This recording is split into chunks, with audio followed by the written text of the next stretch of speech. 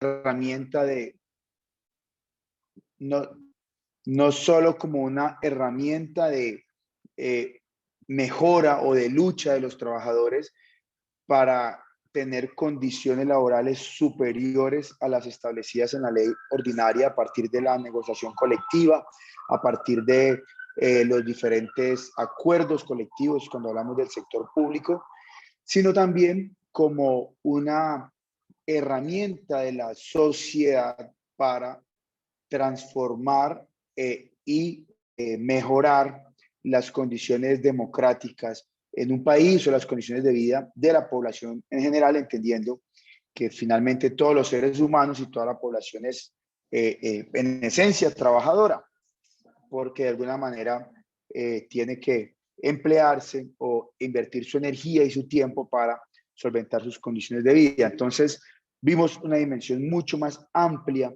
del derecho laboral colectivo y profundizamos en la necesidad de interpretar el plan de acción sindical, y ese es un concepto de la OIT. Ustedes busquen plan de acción en la OIT, y desde allí la OIT reconoce que cada organización sindical, más allá de las necesidades propias de su entorno laboral, de su centro de trabajo, de su sector, tiene un plan de acción que la mayoría de las veces tiene que ver con el modelo económico de la sociedad, con sus intereses políticos, con las necesidades de sus afiliados o de los grupos de interés que se incorporan a la organización.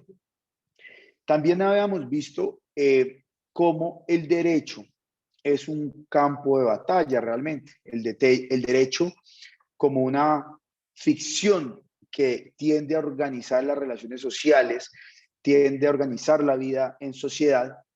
En el caso nuestro, desde la perspectiva liberal, ¿cierto? Hablábamos por ahí de Rousseau, hablamos tal vez de Montesquieu y hablábamos de cómo la sociedad, en teoría, hace un pacto, que por eso es el libro clásico de la teoría liberal, es el contrato social, ¿cierto? Se parte de la premisa de que la sociedad cede un poco de su soberanía individual que como personas, como individuos, tenemos de manera natural en el desarrollo de la sociedad. Todos cedemos un poco de soberanía y se la entregamos a algo más grande que nosotros mismos y al cual le reconocemos legitimidad, que es el Estado.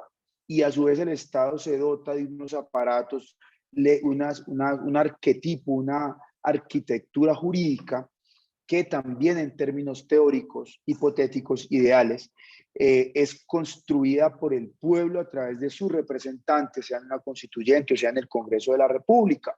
Y a su vez ese Estado se dota de unos aparatos que hacen cumplir esas normas, esa ficción que serían el aparato de justicia, el aparato policial, la fuerza pública e incluso una violencia legítima. Decíamos que si una persona le priva de la libertad a otra por muchos años, eso será un secuestro, será una desaparición forzada y demás, pero si esa persona fue nombrada y posesionada y porta determinado uniforme y se asume como un servidor público, todos legitimamos esa violencia institucional, porque todos decimos es un servidor público que está siguiendo la orden de un juez de la República, de otro servidor que garantizó un debido proceso, y entonces a esa persona condenada a tantos años de prisión, todos reconocemos esa violencia o esa privación de su derecho a la libre locomoción como justa, porque aceptamos las reglas de ese contrato social.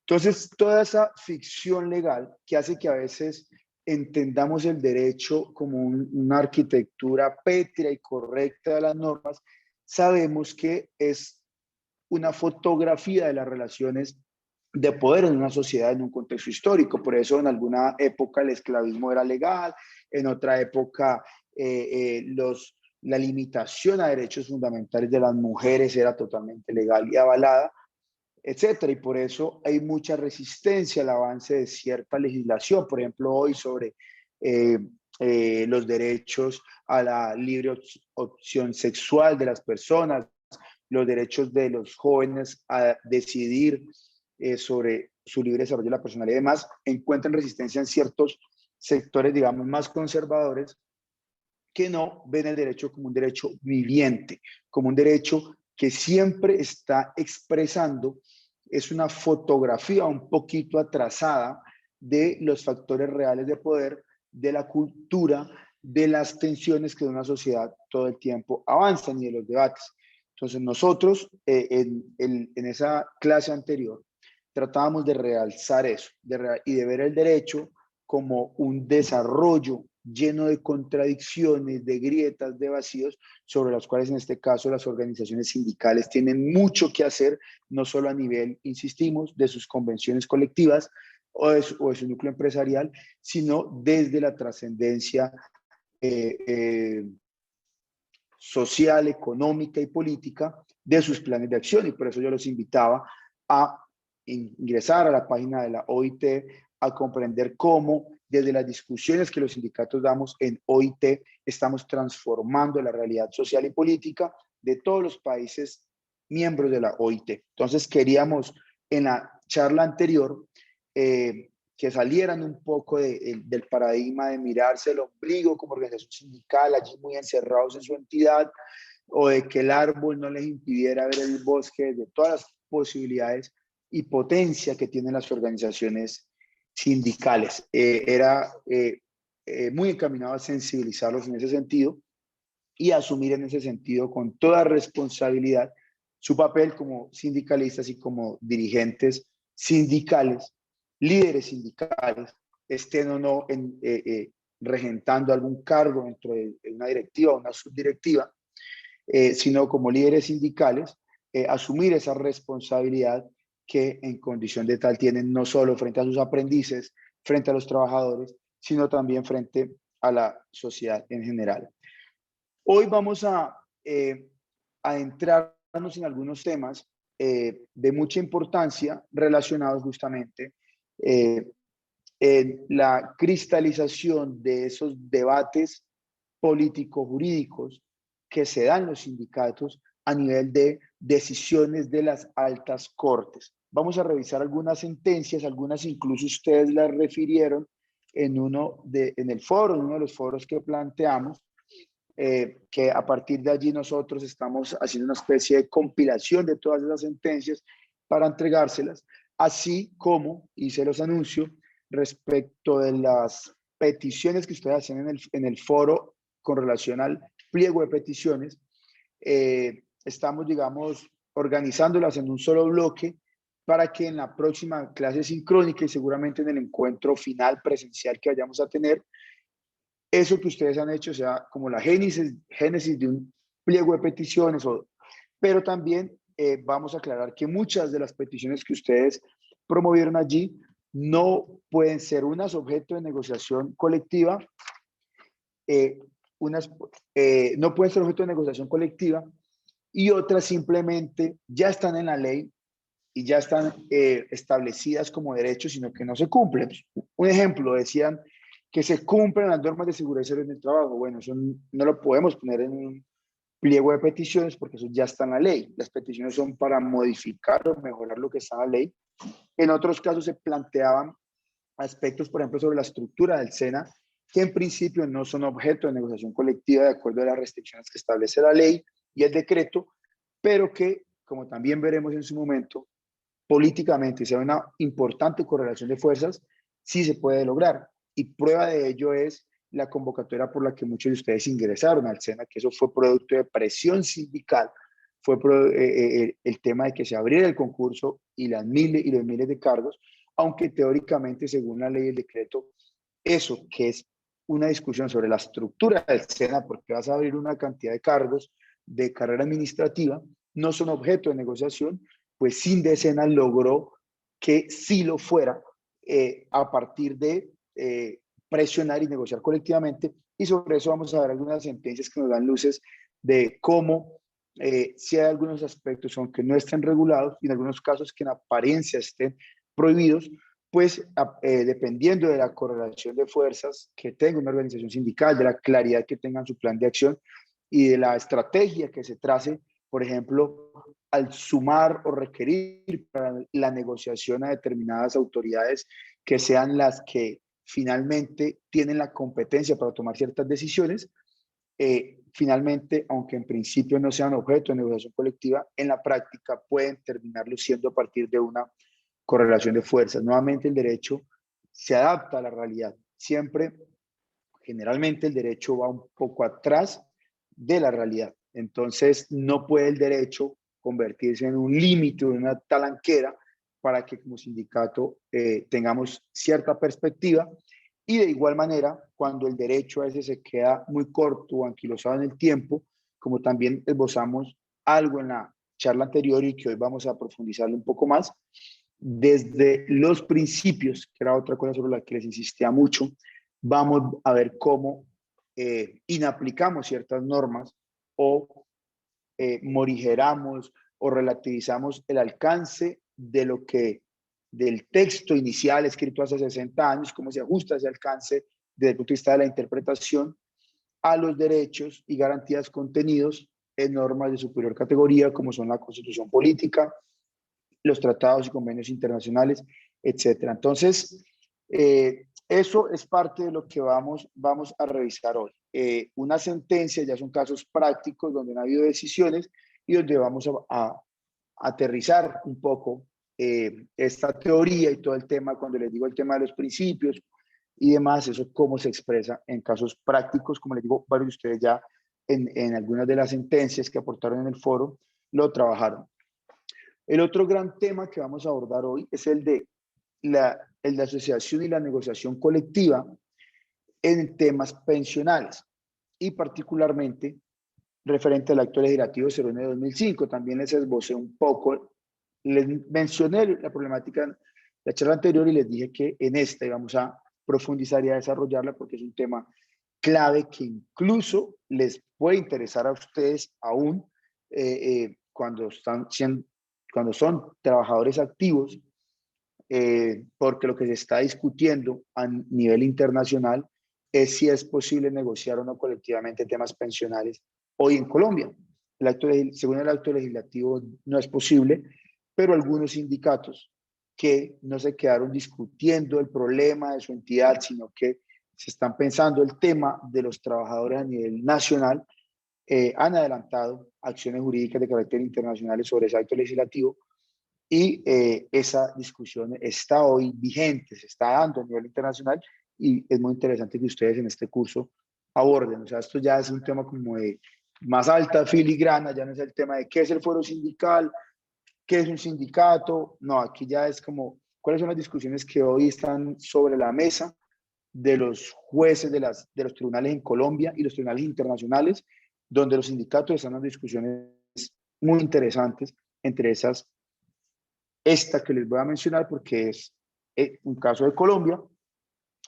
Y también vamos a abordar algunos temas relacionados con la discusión que están dando algunos sindicatos sobre el tema de las plataformas digitales y las relaciones de trabajo en el contexto de la economía, lo que se llama como economía colaborativa, cuarta revolución industrial y demás. Ya vamos a adentrarnos cómo se expresan en las discusiones actuales todo este tema de los principios y el principio pues protector del derecho del trabajo frente a una normatividad anquilosada y cómo los sindicatos son la punta de lanza de esta lucha. Si no son los sindicatos, nadie más va a dar esta lucha que trasciende, como les digo, cualquier entidad, cualquier sector productivo y que son realmente las discusiones que están en el corazón hoy de la lucha del modelo económico neoliberal por liberalizar y abaratar la mano de obra,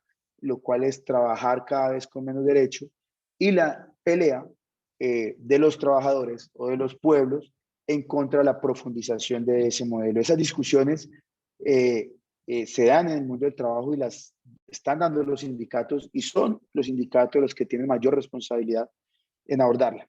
Sobre eso nos vamos a acercar hoy, sobre eso vamos a trabajar hoy. Bueno, entonces vamos a dar inicio al tema de la jurisprudencia, de alguna jurisprudencia reciente sobre estos temas. Les hago una pregunta. En este momento, ¿ustedes están viendo solo las diapositivas en este momento están viendo solo una diapositiva o las están viendo como todas. Todas. Bueno, Todas. que no sé, es que si la pongo aquí, a ver. Dale Allí enseguida en el solo están librito viendo. nuevo lector. Ya. Ya se define. Sí, se ve ya la de jurisprudencia, ya avanzó. Bueno, ok, listo. Entonces, voy a ver aquí. Bueno, listo. Entonces, la primera sentencia que vamos a revisar es la sentencia SL 4479 del 4 de noviembre del 2020. Esta sentencia es muy importante, lo que pasa es que tengo unas notas aquí y me toca, a ver, yo me acomodo aquí a ver si... lo que plantea esta sentencia es que la sentencia CL 4479 del 4 de noviembre del 2020, como ven, es una sentencia que no tiene ni un año, digamos, de vigor, de vigencia.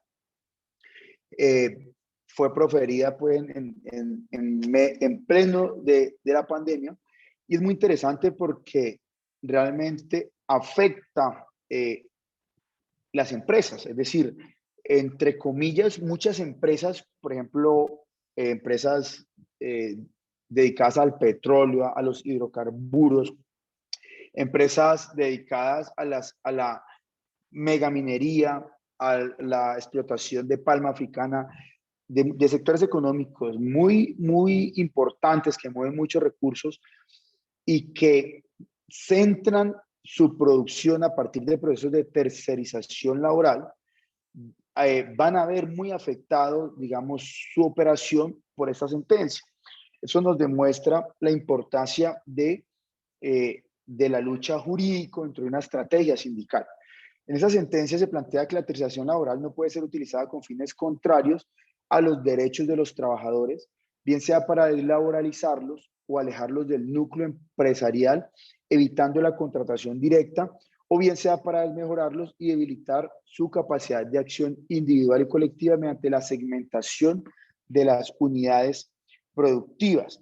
Esta sentencia es muy importante porque aquí se busca por parte de los trabajadores la declaratoria de una relación laboral directa con la empresa a partir de la primacía de la realidad sobre las formas, que es un derecho, digamos, o más que un derecho, es un principio que irradia todo el derecho laboral, ¿cierto? La primacía de la realidad sobre las formas, cuando lo que ustedes viven en el SENA o lo que viven los contratistas del SENA, que cumplen las mismas funciones de los empleados públicos de planta, el instructor de planta, tienen el mismo coordinador, tienen sus fichas, sus grupos y cumplen exactamente las mismas funciones misionales, pero mientras ustedes son empleados públicos y tienen trabajo con derecho, los contratistas no. Pueden ser los contratistas objeto de persecución, pueden ellos darse cuenta de cosas y no se atreven a denunciarlas por temor a que no les renueven el contrato, pueden ser objeto de presiones políticas.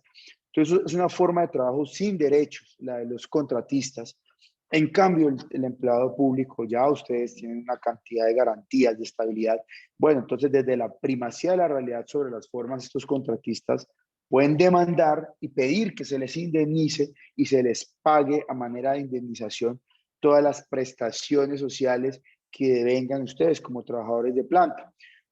Claro, tienen que probar, tienen que adelantar un proceso y demás, pero ¿por qué logran esto? Bueno, la primacía de la realidad sobre las formas. Así en las formas sea un contratista, en la realidad es un funcionario de hecho al servicio del SENA.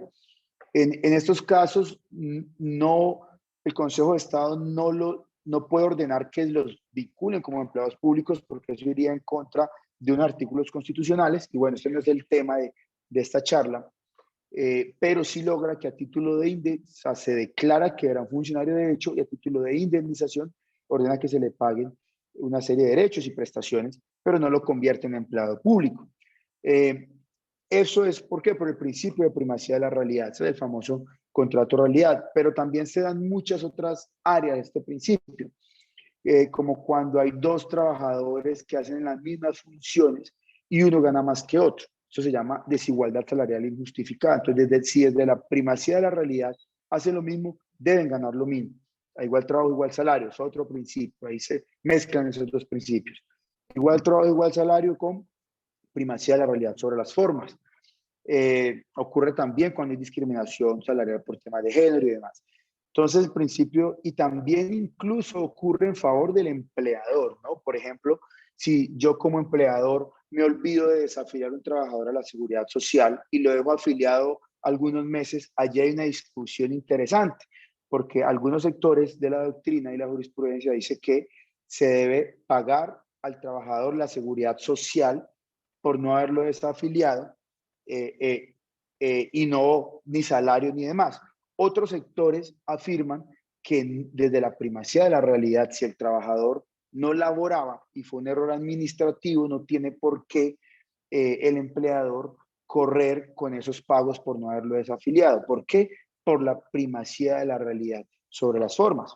Yo considero que es más racional, y el derecho debe ser racional, esta segunda hipótesis, porque si estamos en favor de los trabajadores, eso tampoco puede conllevar a un abuso del derecho. Y si hay un tema administrativo que no se resolvió por parte del empleador, pero el trabajador nunca laboró en ese periodo, pues creo que es un poco desproporcionado imponerle esa carga. Más bien, si producto de esa situación se genera un perjuicio al trabajador, como incluso puede darse en unos casos, pues sí debería ser indemnizado. Entonces, el principio de la primacía de la realidad es transversal a todas las relaciones laborales, y en esta sentencia lo que dice la Corte Suprema de Justicia es que así estos trabajadores hayan sido vinculados a través de sofisticados sistemas de subcontratación como los outsourcing, las uniones temporales, los consorcios, son personas que están subordinadas o eran personas que estaban subordinadas a la empresa matriz. Y en ese sentido, se declaró que sí existía un contrato realidad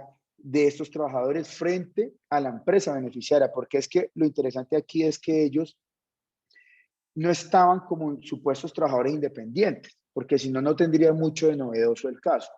Ellos estaban bajo contrato de trabajo, pero no frente a la empresa matriz, sino frente al outsourcing. Y lo que se declara aquí es un contrato a término indefinido con la empresa matriz. Y ahí se abre una puerta muy interesante, por ejemplo, para todos estos trabajadores que van y nos instalan los servicios de Internet, que todos son contratistas de las grandes multinacionales, y son contratistas, son empresas contratistas, y esta sentencia abre una puerta de discusión frente a muchos de esos casos, donde grandes empresas multinacionales se valen de sofisticados sistemas de subcontratación a través de terceras, pretendiendo de esa manera romper el vínculo laboral, y que en caso de controversias, de creación de sindicatos y demás, pues simplemente ellos cortan el contrato civil que ellos tienen con la contratista, porque la contratista es la que vincula a sus trabajadores por contrato de trabajo. Aquí se dice, bueno, no, esos trabajadores eran de la matriz, y así lo declaró. Entonces, es una sentencia que abre un camino muy interesante frente a esa discusión de tercerización laboral, derecho laboral colectivo y derecho laboral individual por parte de los trabajadores.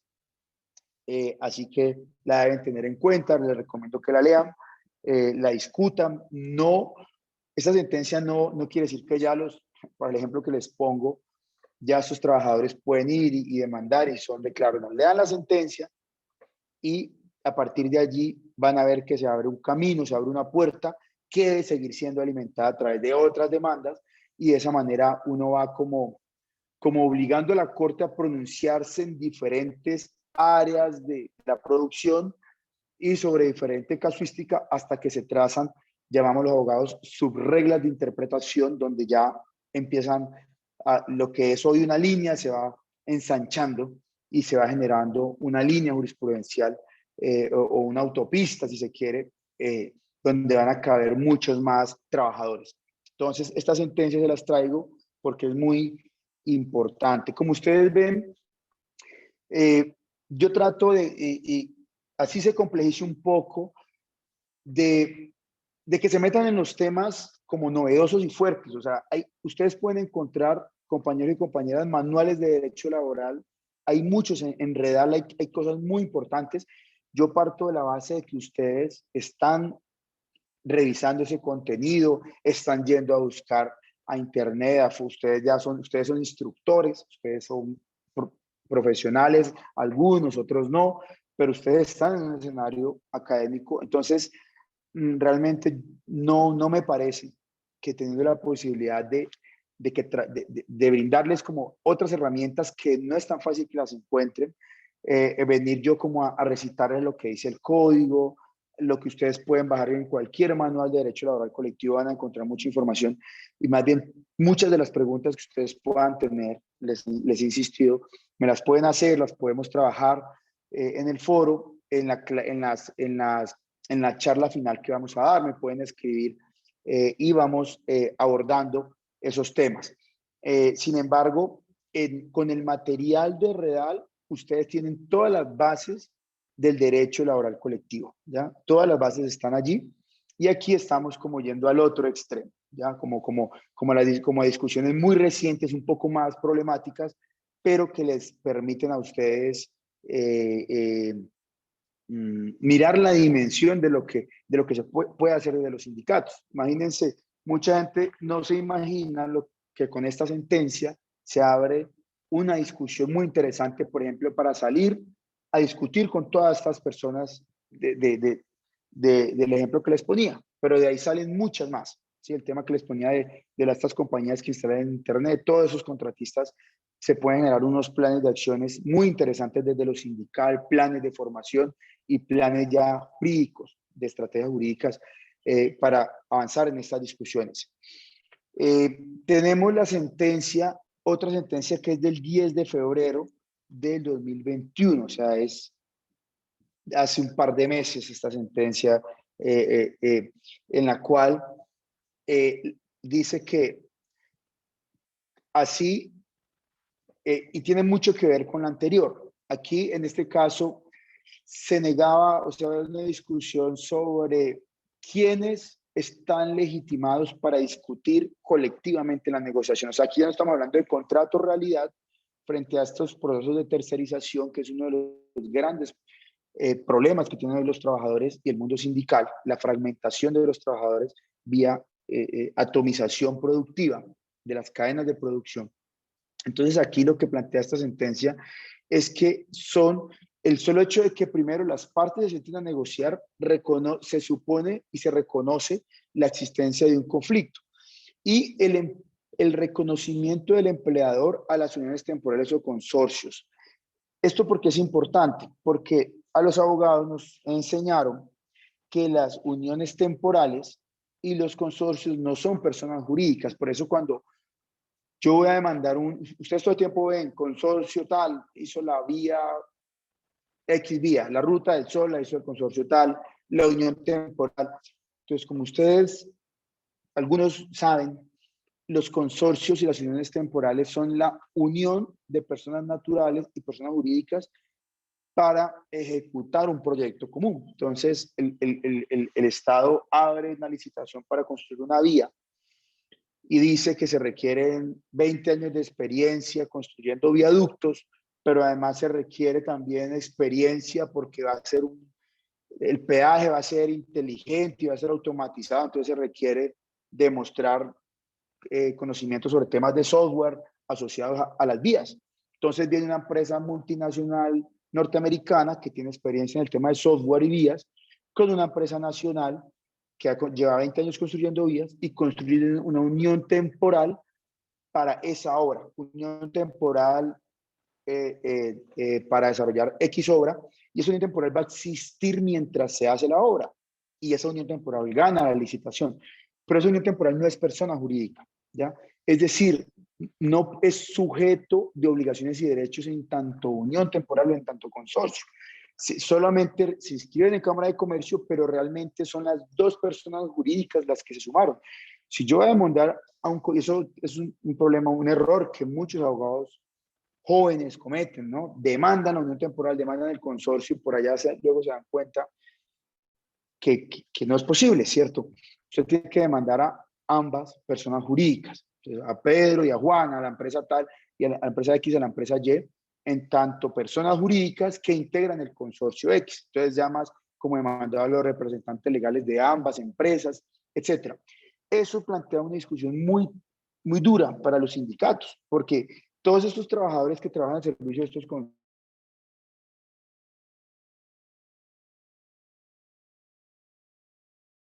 de pronto la empresa más operativa que agrupaba el número mayor de trabajadores y donde me están escuchando, me salió un aviso de que el internet era inestable. Sí, por un momento se dejó de escuchar, doctor, pero ya nuevamente retomó la voz. Desde Santander se le escucha, doctor. Bueno, está muy bien. Bueno, entonces eso generó una problemática porque las empresas de manera consciente establecían una de las integrantes de la unión temporal, era una SAS por allá con 3 años de creada y era la que agrupaba cientos de trabajadores, y la empresa grande, el músculo financiero del consorcio, no vinculaba a trabajadores a su nombre. Entonces, a la hora de un sindicato, pues tenían como una especie de fusil esa empresa pequeñita que en un momento dado puede entrar en reestructuración y demás, y las empresas grandes quedan un poco blindadas frente al problema, a temas sindicales. Entonces, y eso generaba problemas estratégicos para el mundo sindical, ya son temas claves para las organizaciones sindicales que no se discuten casi porque este sindicato de 100 trabajadores se crea y al momento que se crea casi que la empresa se acaba. Eso pasó aquí con una contratista de Claro, Mercatel. Mercatel, los trabajadores se sindicalizaron, negociaron una convención y la empresa se fue a reestructuración y Claro le cortó el contrato a Mercatel, el contrato civil. Y Mercatel dijo, mi único cliente era Claro y tenía cientos de trabajadores, pero mi único cliente era Claro. Claro ya no es mi cliente y no tengo más clientes, entonces me acabo, entro en reestructuración y quedaron todos los trabajadores con una convención ahí para demandar y tener una sentencia para colgarla en la sala de la casa porque no tenían a quién cobrarle, no había nada que hacer. Entonces, esto es algo muy grave. Esos sindicatos pobres, pequeños, que no tienen cómo dar las discusiones de alto nivel, ¿cierto? Ante las instancias internacionales, ante las instancias nacionales. Y hoy con esta sentencia se está abriendo la puerta a esa discusión. Entonces, son temas estratégicos que los líderes políticos, los líderes sindicales deben verlos porque ahí hay una beta para dar una pelea de largo aliento. Esto es de febrero, hace unos meses, y es muy interesante, pues por todo lo que les acabo de mencionar. Entonces, aquí también se planteaba el tema, pero aquí no solo se planteaba el tema, sino que también se planteó un tema de un fuero circunstancial. Y es que, como ustedes recuerdan, lo que pasa es que esto, como ustedes son empleados públicos, a ustedes no les aplica, pero deben entender la importancia de esto. El fuero circunstancial es que cuando los trabajadores de la empresa del sector privado o los trabajadores oficiales, no ustedes como empleados públicos, están en un conflicto colectivo, esos trabajadores no pueden ser despedidos. Así no tengan fuero sindical de directivos, tienen el fuero circunstancial, que eso sí ya lo vimos, y es que todos los trabajadores del sindicato no pueden ser desvinculados cuando están en un conflicto colectivo, cuando están negociando un pliego de peticiones, porque pues todos los trabajadores pueden votar huelga, por ejemplo, todos los trabajadores pueden salir a marchar, a poner carteles, a bloquear, a hacer bulla. Entonces el empleador puede decir, no toco los 10 directivos, pero empiezo a desgranar el sindicato de a poquitos, y así los voy debilitando en la medida que avanza el conflicto, porque si no negocio, pues pueden ir a huelga, si no son servicios esenciales y demás. El foro circunstancial evita que en el marco de un conflicto, en síntesis, puedan ser desvinculados los trabajadores. Entonces, ¿qué ocurrió aquí? Aquí se desvincularon una cantidad de trabajadores en el contexto de un conflicto laboral, pero la discusión era que esos trabajadores no eran parte del consorcio, ¿sí? Con la estrategia que les digo, los tenían dispersos, y esta sentencia pues determina que sí, que es una sola, digamos, unidad productiva y que estos trabajadores así estuvieran dispersos en diferentes empresas que integraban el consorcio, termina planteando eso. Mire, dice, frente a las condiciones o contratos mediante los cuales se pretende desconocer relaciones laborales, las figuras del consorcio son uniones temporales que por carecer de personalidad jurídica sostienen algunos que no pueden ser empleadores, sino que quien ostenta esa calidad es uno de sus integrantes. La Corte recordó que el derecho del trabajo y de la seguridad social se construye sobre realidades y verdades. De manera que, y ahí cita una sentencia, otra que es la SL 4360 de 2019, y dice que por eso el derecho del trabajo, lo que yo les decía, antes que permanecer pétreo y expectante frente a las transformaciones veloces del mundo, debe adaptarse a ellas para cumplir su fin de proteger a los trabajadores. Miren qué interesante esta sentencia. Es los principios, compañero y compañera, son los principios del derecho del trabajo adaptándose a las nuevas realidades productivas. Por eso no podemos quedarnos leyendo el código por allá o leyendo el manual, sino que tenemos que ver cuál es el principio detrás de la norma y ver cómo mantengo fuerte, robusto ese principio cuando esa norma palidece frente al desarrollo productivo. ¿Sí? ¿Para qué? Para garantizar el principio protector del derecho del trabajo. Y los sindicatos a veces están viendo eso, pero como los dirigentes no son abogados, como no hacen estos cursos, como no lo entienden, entonces, así tengan la mejor intención, a veces tienen oportunidades de litigio estratégico, pero no las ven. Y no tienen de pronto un equipo de abogados, no tienen, entonces se dan las cosas y uno luego como abogado las ve, porque uno está aquí, uno está afuera, uno no las ve. Si el dirigente sindical no entiende estos principios, cree que no tiene derechos, aunque sí los tenga, como cuando en una empresa tienen contrato a término fijo y crean un sindicato y a todos los del sindicato no le renuevan el contrato. No lo renovaron, entonces no, es que aquí no hubo despido, ¿cierto? Esa fue la discusión que yo planteé en la tesis de grado de la maestría, porque decían, es que no hay despido. El contrato a término fijo, el fuero protege contra el despido, la desmejora y el traslado. Ahí no hay ninguno de los tres. Ahí hay no renovación del contrato, entonces el fuero no protege. Pero si resulta que llevan todo el mundo trabajando 10 años ahí en la empresa y se crea el sindicato y justo ese año ya no le renuevan más. No fue despido. Pero si vamos a los principios, está claro que hay una intencionalidad allí de acabar con el sindicato. Y más si todos esos cargos siguen. Si son puros cajeros del banco, que no necesita más cajeros ese banco, o qué fue lo que pasó. Muéstreme qué pasó con el rendimiento de las personas que 10 años y ahorita ya no rindieron. Entonces, vamos a los principios. Si nos vamos a la ley, decimos, no hubo despido. Hubo no renovación y el empleador puede no renovar, paso del contrato a término fijo. Yo si renuevo o no, si paso la carta o no. Entonces, los dirigentes sindicales como ustedes deben entender el derecho desde los principios y deben leer estas sentencias porque allí hay unas vetas muy interesantes de lucha para el pueblo colombiano, para los trabajadores, y muchas veces los trabajadores no se dan cuenta de estas sentencias, por ejemplo. Sentencia SL 1680 del 24 de junio del 2020. Bueno, la Corte Suprema de Justicia, aquí me está tapando la pantalla, la Corte, a ver, yo miro aquí. Bueno, yo les voy a pedir un segundito que ya regreso con ustedes. Tómense si quieren un cafecito y en 5 minutos regresamos que debo resolver aquí un tema de la oficina. ¿Listo? Entonces, en 5 minuticos regresamos con esta sentencia, compañeros. Listo. Gracias.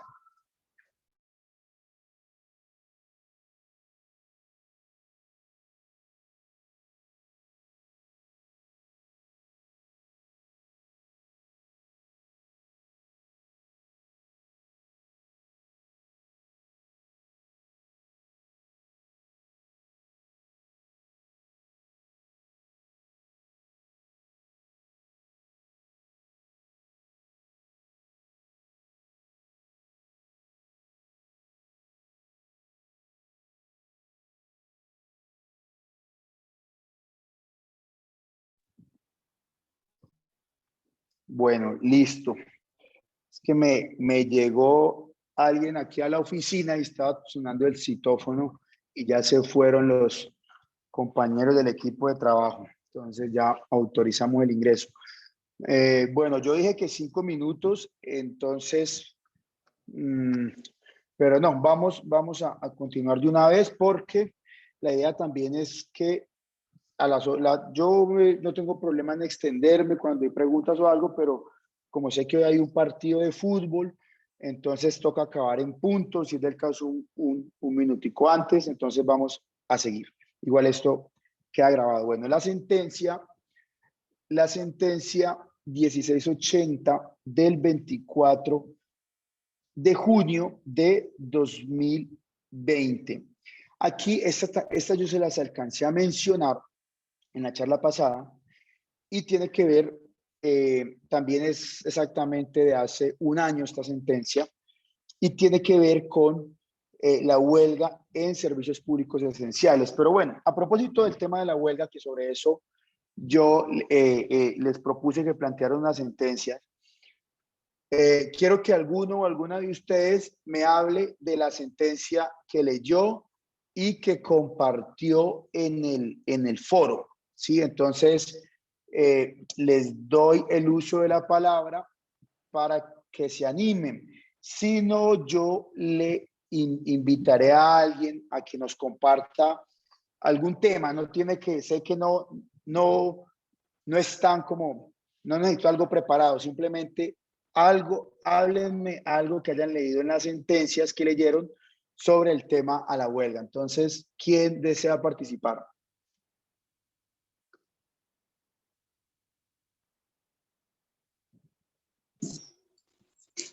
Buenas noches.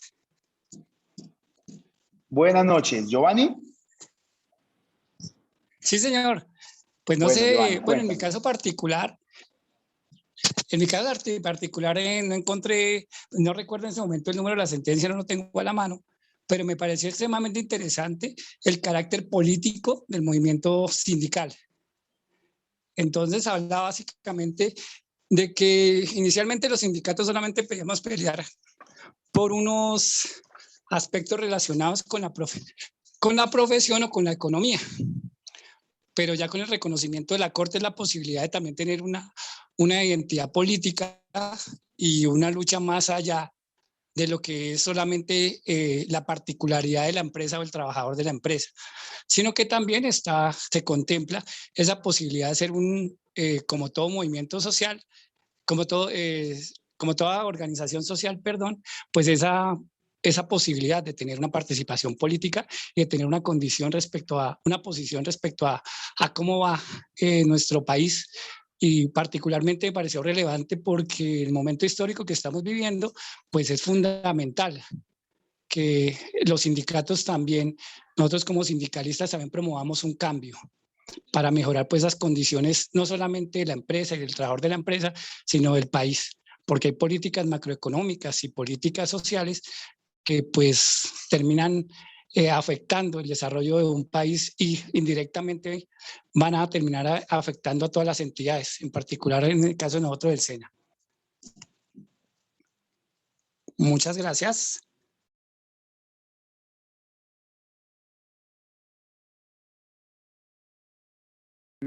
Listo. Muchas gracias, Giovanni. Giovanni, ¿de dónde eres? ¿De dónde eres? Trabajo en el departamento del Baupés. Soy boyacense. Sí. Ah, qué chévere. Bueno, muchas gracias por tu participación. Bueno, Cristian José Gómez está alzando la mano. Cuéntanos, Cristian. Hola, doctor. Muy buenas tardes y buenas tardes, compañeros. No quería dejar pasar la Buenas participación tardes. y pues no sé si en un momento tuve la oportunidad de contar pero me gusta mucho el derecho. Yo soy médico veterinario y zootecnista de profesión, pero me gusta mucho el derecho y no sé, pues estudié la profesión que estudié porque pues en ese momento tenía un resentimiento social con el gobierno y con el Estado, entonces no quería saber nada de leyes, pero me gusta mucho.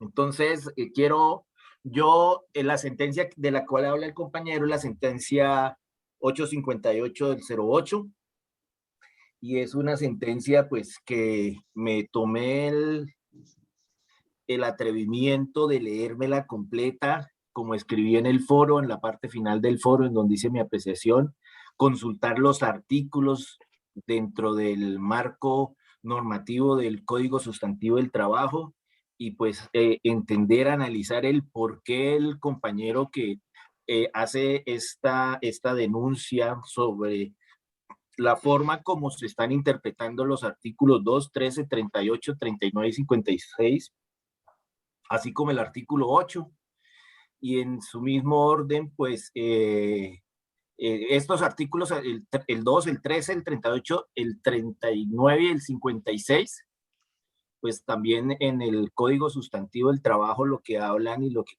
de lo que compete es pues ese carácter que debe tener los sindicatos en el ejercicio de su función.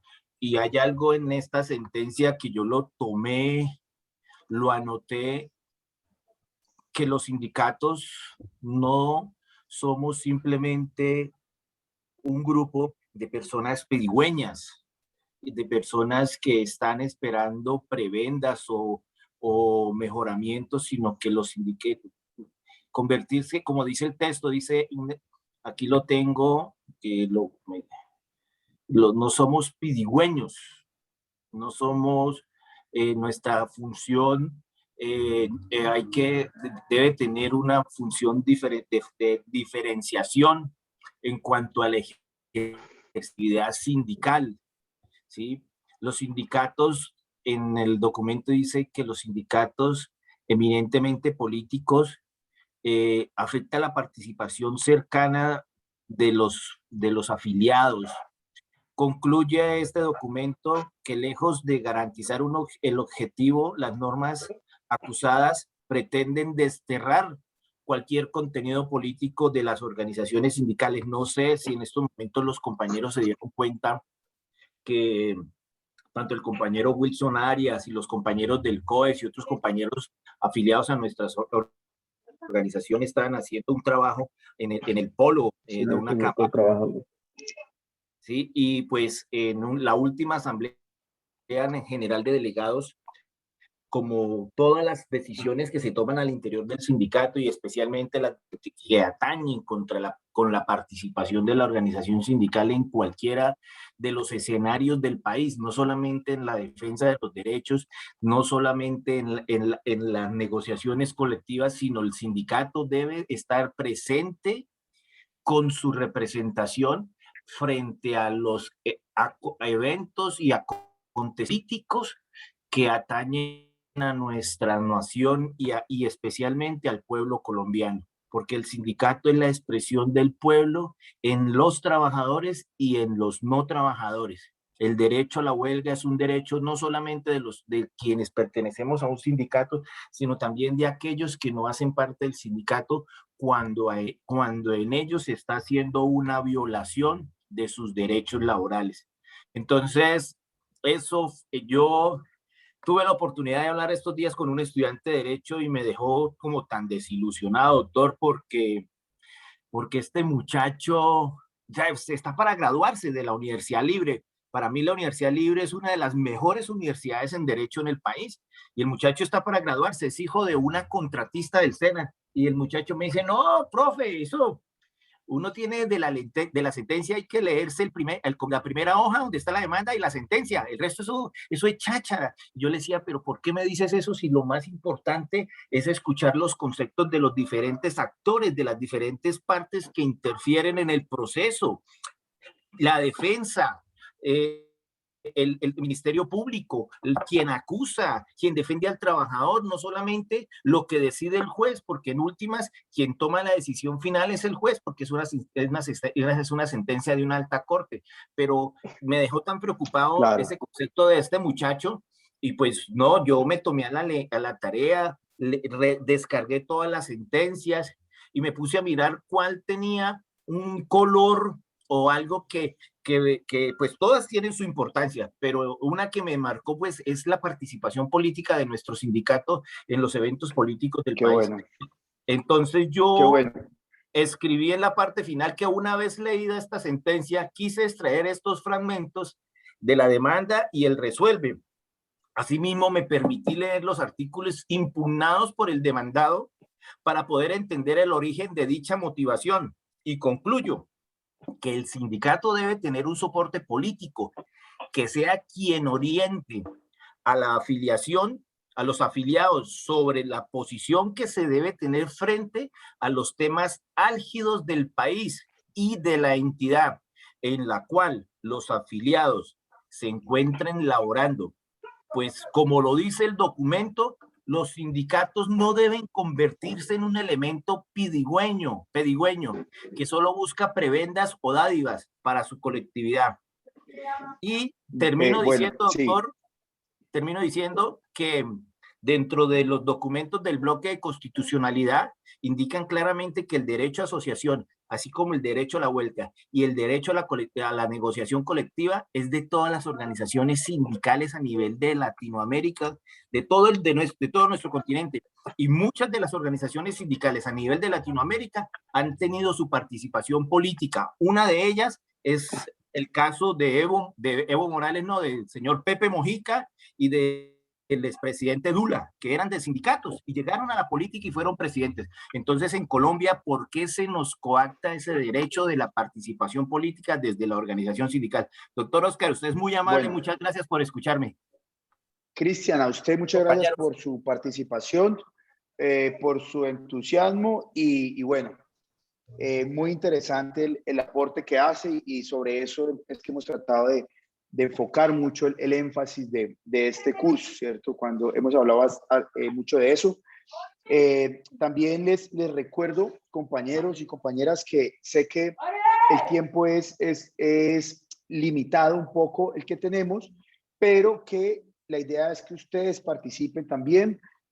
Tratemos de moderarnos en el tiempo, pero también hablemos con tranquilidad y tengamos paciencia. Yo sé que algunos quieren como que seguramente dicen que siga clase Oscar, pero es bueno que nos escuchemos y ya les dije que no tengo ningún inconveniente en que programemos otra clase adicional a las que están en el curso para que abordemos temas, no hay problema. Hay una compañera que había alzado la mano y creo que la bajó. Yo quiero que la compañera alce la mano otra vez, creo que era Nuri, creo. ¿Quién puede recordarnos quién? ¿O era Edna? A ver, ¿quién era? Bueno, entonces, el compañero Alejandro Brujes tiene la palabra. Gracias, doctor.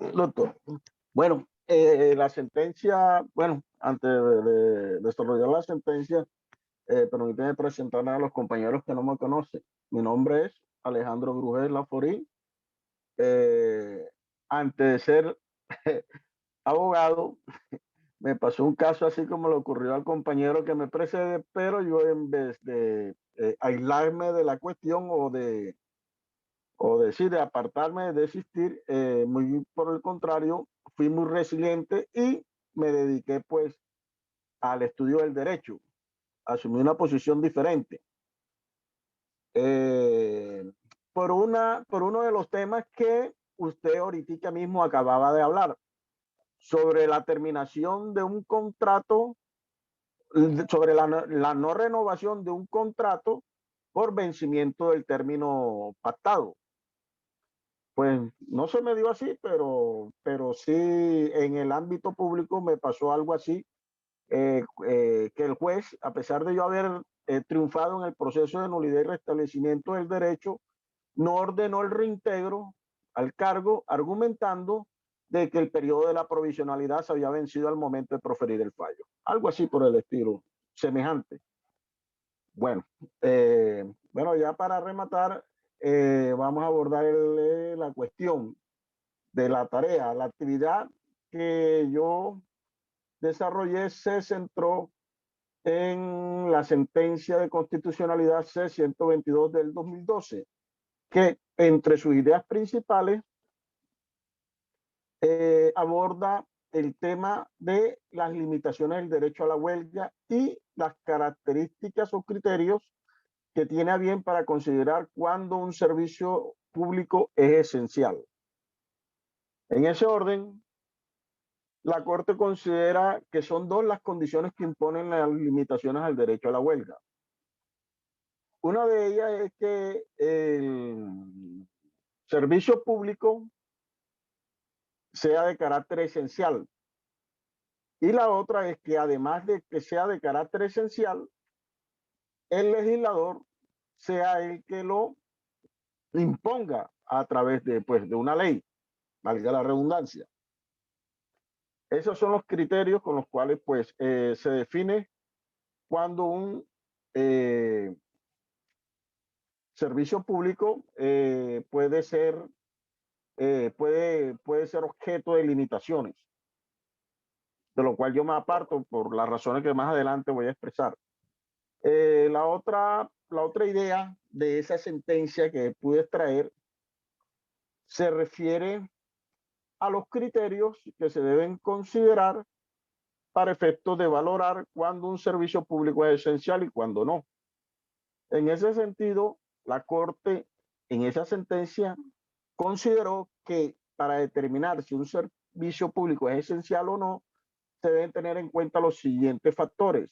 Si contribuye de modo directo y concreto al respeto, vigencia y ejercicio y efectividad de los derechos y libertades fundamentales. Si su interrupción puede ocasionar grave perjuicio a una parte de la población y si prevalecen los derechos garantizados mediante la prestación del servicio sobre el ejercicio del derecho a huelga en el caso concreto y la situación política, económica y social del Estado. Frente a esos criterios, yo tengo mis reservas y son las siguientes. El derecho a huelga constituye, en mi concepto, un derecho fundamental, aunque no se encuentre enlistado en el capítulo de los derechos fundamentales. ¿Por qué? Porque es constituye una de las tres dimensiones del derecho de sindicación. Por esa razón. Esa es la primera. La segunda es que el factor que voza la Corte sobre la situación política, económica y social del Estado no puede menoscabar el ejercicio del derecho a la huelga, toda vez que en virtud de lo dispuesto en el artículo 334 de la Constitución Política, ninguna autoridad, sea de naturaleza administrativa, legislativa o judicial, puede invocar el principio de sostenibilidad fiscal para menoscabar los derechos fundamentales, restringir su alcance o negar su protección efectiva. Entonces, si vamos a eso, o sea, de que sea por la situación económica o social que está viviendo el Estado, como por ejemplo, en estas condiciones de pandemia, obviamente que no puede limitar el derecho a la huelga. Correcto. Como bueno, efectivamente... Alejandro, te ruego que vamos redondeando para avanzar. Listo. Y ahorita luego vamos a otra ronda ahí. La otra razón que considero es porque, de acuerdo con el artículo 93 y 94 de la Constitución, en el orden interno se deben acatar tanto los convenios internacionales que fueron ratificados por Colombia, tales como el del 87, el 198, 151 y 154 del OI, como las interpretaciones que los organismos internacionales en dicha materia hagan. En esta forma, el documento denominado la libertad sindical, ahí expresa cuáles son los términos en que pues, se deben tener en cuenta para limitar un derecho, este derecho fundamental, que es el derecho a la huelga. Y ahí dice claramente que solamente en el caso de los funcionarios que ejercen funciones de autoridad en nombre del Estado y en los servicios públicos esenciales en estricto sentido. Es que ahí están las dos condiciones. Listo, perfecto. Gracias, Alejandro. Y lo que acaba de decir Alejandro tiene perfecta sincronía con la sentencia que estamos viendo en pantalla, pero además con la discusión de fondo del caso Avianca y con el debate que se ha venido gestando sobre el derecho a la huelga y su limitación. Alejandro nos ha explicado qué dice la ley colombiana, ¿cierto? Que debe ser esencial sin definirlo mucho y que debe haber una ley. Luego nos recoge cuáles son los criterios que se establece desde la OIT y hace mención a ese texto que se llama libertad sindical, que es una recopilación de las recomendaciones proferidas por el Comité de Libertad Sindical y que han sido aprobadas por el Consejo de Administración de la OIT, que les anticipo que en la posterior vamos a meternos a fondo en la OIT, porque es un tema que quiero profundizar, pero antes deseo que tengan un poco más de bases para poder aprovechar mejor esa charla sobre OIT, pero en síntesis, lo que plantea Alejandro y que pues vamos a continuar con la charla, pero lo que él plantea nos deja en punta varios temas muy interesantes como la fuerza vinculante de las decisiones de los órganos de control de la OIT, ¿sí? La fuerza vinculante, no de los convenios internacionales que es mucho más sencillo explicarlo, ¿cierto? Cuando han sido ratificados o cuando se incorporan al bloque de constitucionalidad o al rango de ley, sino ya las recomendaciones. Cuando la OIT analiza un caso por allá de Haití, de Chile, y da unas recomendaciones allá, hasta donde esa recomendación que se dio allá puede aplicar a un caso que tenga las mismas premisas en Colombia. Y peor aún, como vamos a ver ahorita en otro tema, y el acto legislativo 01, ¿qué pasa cuando las recomendaciones ya están tocando o están resolviendo un conflicto planteado desde Colombia? Entonces, el tema de la huelga, que es la discusión sobre si es un derecho fundamental o no, para mí sí lo es. Y Alejandro comparte esa idea, ¿cierto? Y muchos la compartimos. Pero hay unas discusiones, hay una recomendación, hay un concepto del sistema interamericano donde establece que la huelga no es derecho fundamental y eso está para discutirse. No estamos de acuerdo y ahí es donde les digo que el derecho es un campo de batalla de los argumentos, pero es interesante para que Alejandro, y les voy a compartir un concepto y tal vez un artículo que yo escribí sobre el mismo cuestionando esa tesis del derecho a la huelga como derecho fundamental, pero más allá de esa recomendación, es que claramente, además del sistema interamericano, pero hoy desde OIT tenemos que hay unos criterios para limitar el derecho a la huelga y esos criterios establecen una limitación más no un cercenamiento, que es lo que intenta o ha intentado hacer aquí el legislador y el gobierno y que con esta sentencia que les estoy mostrando se discute. Y es que aquí la Corte Suprema declaró la legalidad de una huelga promovida en el sector salud. Hubo un cese de actividades y al desencadenarse el proceso contra el sindicato, pues en caso de darse la declaratoria de ilegalidad, todos estos trabajadores hubieran podido ser despedidos en virtud de la huelga ilegal. En este caso, la Corte Suprema estableció que si bien es cierto que hay que diferenciar el servicio esencial de, digamos, la actividad económica o productiva o de servicios. Entonces, en este caso, para entrar a la casuística, solo se había afectado el tema de consulta externa, más no el servicio de urgencias. Entonces, a pesar de que el servicio de salud está claro que es un servicio público esencial, la Corte lo que hace es que disecciona ese género, digamos, de servicio de salud en determinadas actividades a través de las cuales se expresa y trata de deslindar cuáles son fundamentales, y ahí es muy interesante lo que nos planteaba Alejandro, ¿cierto? Cuando se pone en riesgo la vida de la población, cuando se amenazan de manera inaplazable pues, los derechos fundamentales de la sociedad, cuando se amenaza la seguridad nacional, incluso plantea la OIT, y aquí sencillamente, según la Corte, y fíjense que eso incluso es discutible, porque todos hemos discutido en sede de acción de tutela que la consulta externa te puede afectar un derecho fundamental.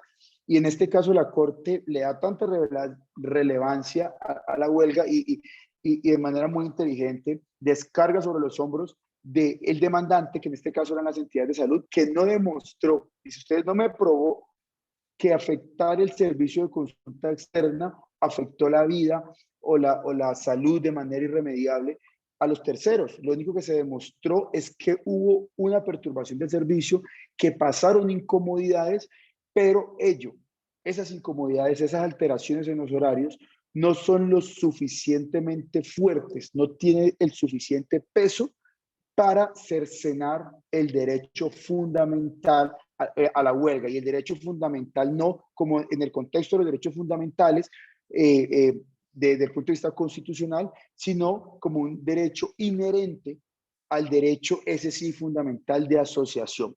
Entonces, es muy interesante porque en síntesis nos abre el camino a la discusión sobre la huelga en servicios como el de la salud. A nadie se le ocurría hace algunos años dudar sobre ese tema. Y estas personas que prestan esos servicios públicos, como por ejemplo el de justicia, cuando Azonal hace paros, pues simplemente, y como les decía hace rato, es por fuerza política, pero jurídicamente, en principio dice, son servicios públicos esenciales y no pueden hacer huelga, pero ellos al momento de ir a, digamos, declarar o levantar la huelga, pues el primer punto que siempre se negocia es el no represalias, el no adelantamiento de ciertas acciones, y además que en el caso de Azonal la tienen mucho más simple porque es la misma rama judicial la que determina no la ilegalidad de una huelga, ya no es el Ministerio del Trabajo. Entonces, en este caso es una sentencia también que nos abre un camino muy interesante para el ejercicio de la huelga en tema de servicios públicos esenciales. Apenas abro el chat, entonces un saludo a todos los compañeros y compañeras que han escrito por ahí, Andrés Arana, Judy Rojas, Miranda, Oscar Martínez, Leili Xiomara, Cristian José. Aquí ya tengo abierto el chat para leerlos. Bueno, la otra sentencia es la SL 720 de 2021. Como ven, todas son muy recientes y tienen que ver, es muy probable que esta también la hayamos trabajado. Como les dije, vamos a hacer una compilación de todas las sentencias que ustedes aportaron, leyeron, pero otras que no nombraron y nosotros las hemos recopilado para ustedes. Al final les vamos como a devolver ese listado de sentencias en un archivo para que las tengan. Y el tema de la negociación colectiva. En este tema se plantea que la huelga es un derecho subjetivo de los trabajadores. Fíjense que esto empieza a desbordar el Código Sustantivo del Trabajo, ¿ya? Y de esto nadie habla, ustedes esto no lo encuentran en ningún manual de derecho laboral colectivo y por eso yo se los traigo. Ya los más inquietos, como los compañeros que han hablado ahorita, sé que van a buscar, y como muchos que no han hablado hoy, pero en el foro los leo, y están acá antes de 10 minutos antes de la clase, sé que profundizan, pero entonces esta sentencia, lo más importante es que dice que pueden hacer huelga trabajadores no sindicalizados. Eso sería una locura para esos abogados que mencionaron ahorita, que solo leen el resuelve y que creen que el sindicato es para ir a discutir y pelear auxilios de gafas entre el empleador y no comprenden la visión, la mirada estratégica y la función social desde lo político, lo económico, que ya todos nosotros sabemos que tienen las organizaciones sindicales. Ellos no podrían entender que el derecho a la huelga esté protegido en trabajadores no sindicalizados. Y eso lo plantea esta sentencia. Entonces, es muy interesante que la leamos porque muchas veces los mismos abogados nos desborda un poco la realidad. Y si de pronto, hace unos años, cuando uno no se había dejado, digamos, permear tanto por este nuevo derecho, que eso algunos le llaman el neoconstitucionalismo, otros les hablan el tema de la constitucionalización del derecho, y que ya hemos superado la interpretación del mismo a partir de la típica y la clásica fórmula deductiva del silogismo. Y para los que no son abogados, que son la mayoría, tal vez les puse el ejemplo la vez pasada, en el derecho nos dicen, le dicen un principio del derecho es, dame la prueba y yo te doy el derecho, ¿sí? Entonces, listo. Y otro principio es que quien demanda debe probar el supuesto de hecho del cual la norma desprende la consecuencia. ¿Qué quiere decir eso? Quiere decir que si yo me caso con María, lo que compremos mientras estemos juntos queda a nombre de los dos. Ejemplo. Entonces, eso dice la norma. Dice que cuando las personas se casan, nace una sociedad conyugal. Entonces, eso es el supuesto de hecho. Dos personas que se casan. Entonces, ¿yo qué tengo que probar? Que yo me casé con María. Entonces, fíjense, yo pruebo el supuesto hecho de la norma ¿Y cuál es la consecuencia jurídica de la norma? Pues que nace la sociedad. Entonces yo pruebo eso y ya nació la sociedad. Esa es la manera que ha funcionado siempre el derecho. Eso se llama, eso es un silogismo, es un método deductivo. Hoy eso está reevaluado.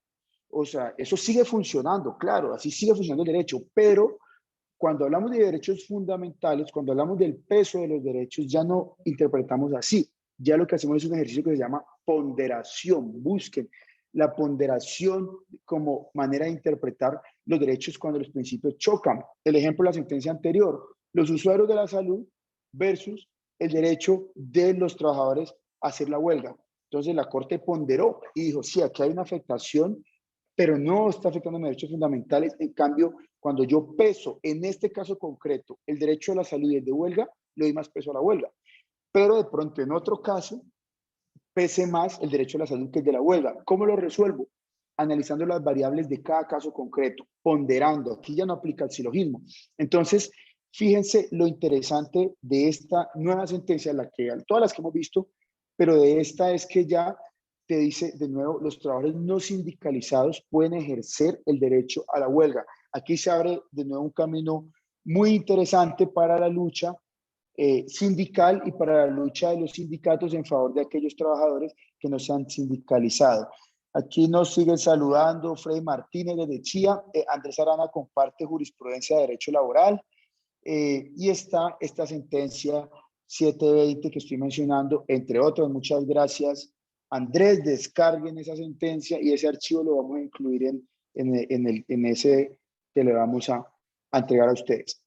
Tenemos la sentencia 5173 del 4 de noviembre del 2020.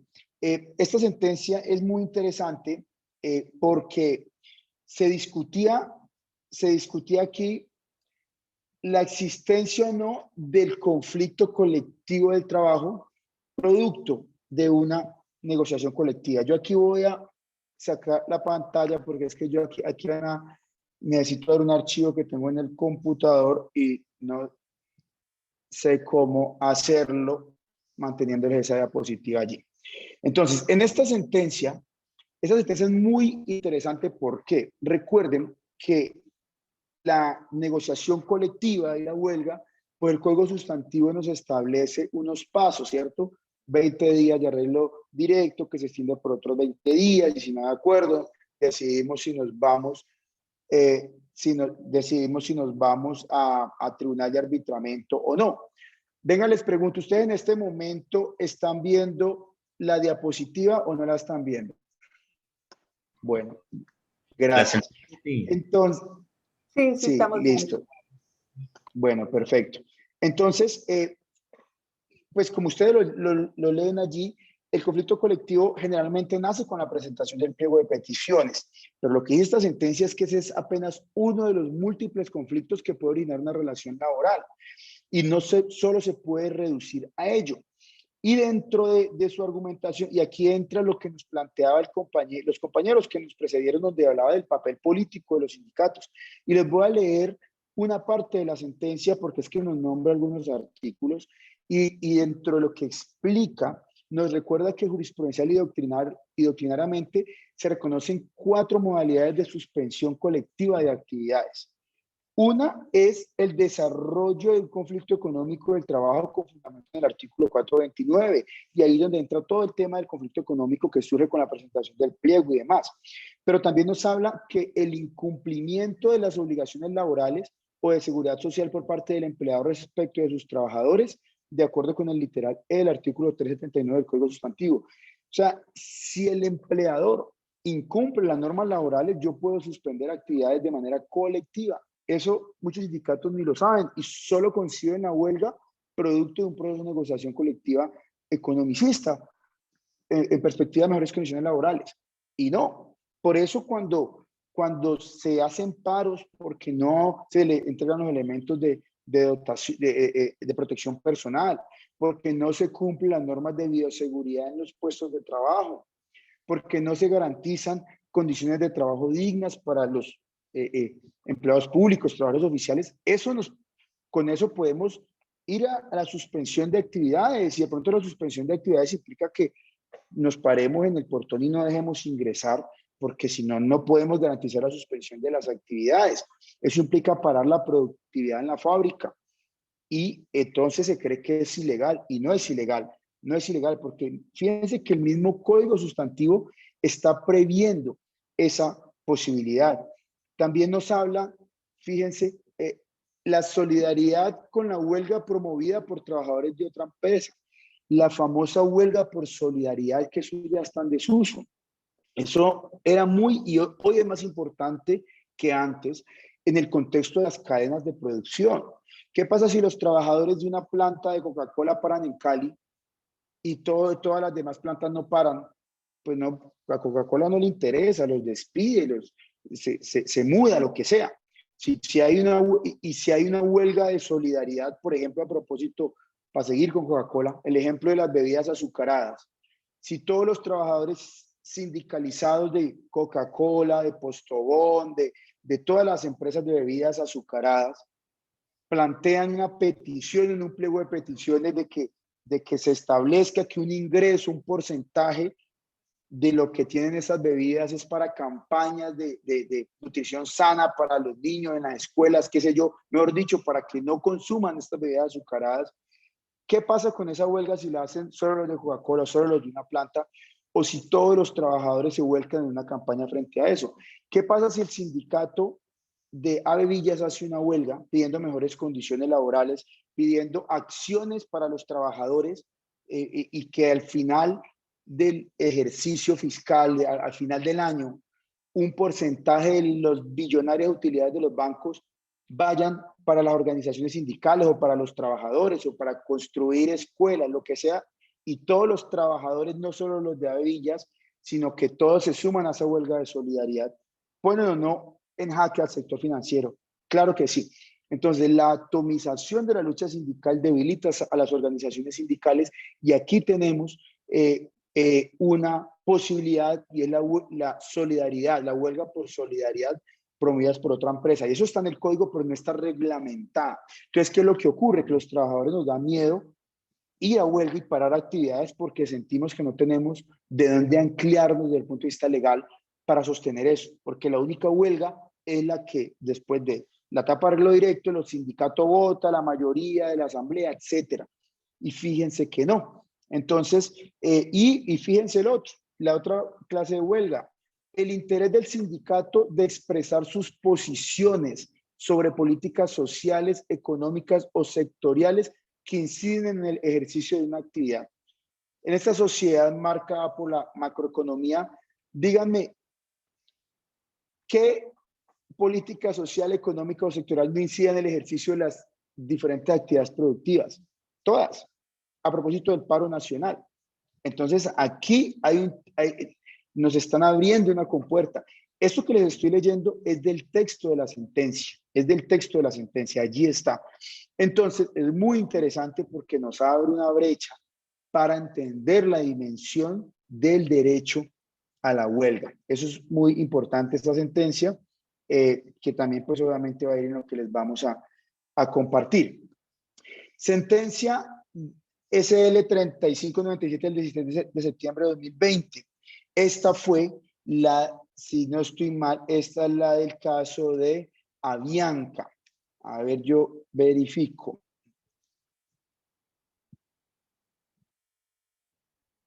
Sentencia, sí señor. Esta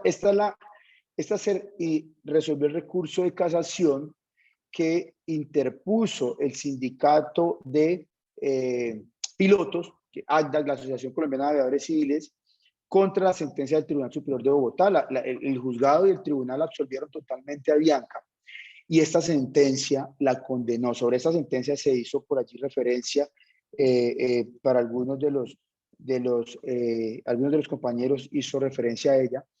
Y es muy interesante porque es un caso novedoso y nos demuestra a los abogados, a los estudiantes de derecho, que el desarrollo del mismo es gracias a nosotros, no son los jueces, no es la academia, son los abogados litigantes y son las organizaciones sindicales las que desde su creatividad, su audacia, plantean debates jurídicos que se vuelven una papa caliente para quien tiene que fallarla, porque es que los jueces no pueden decir, no, ese caso está muy difícil, yo no lo decido, no, me inhibo. No, él tiene que decir si da o no da y tiene que explicar por qué.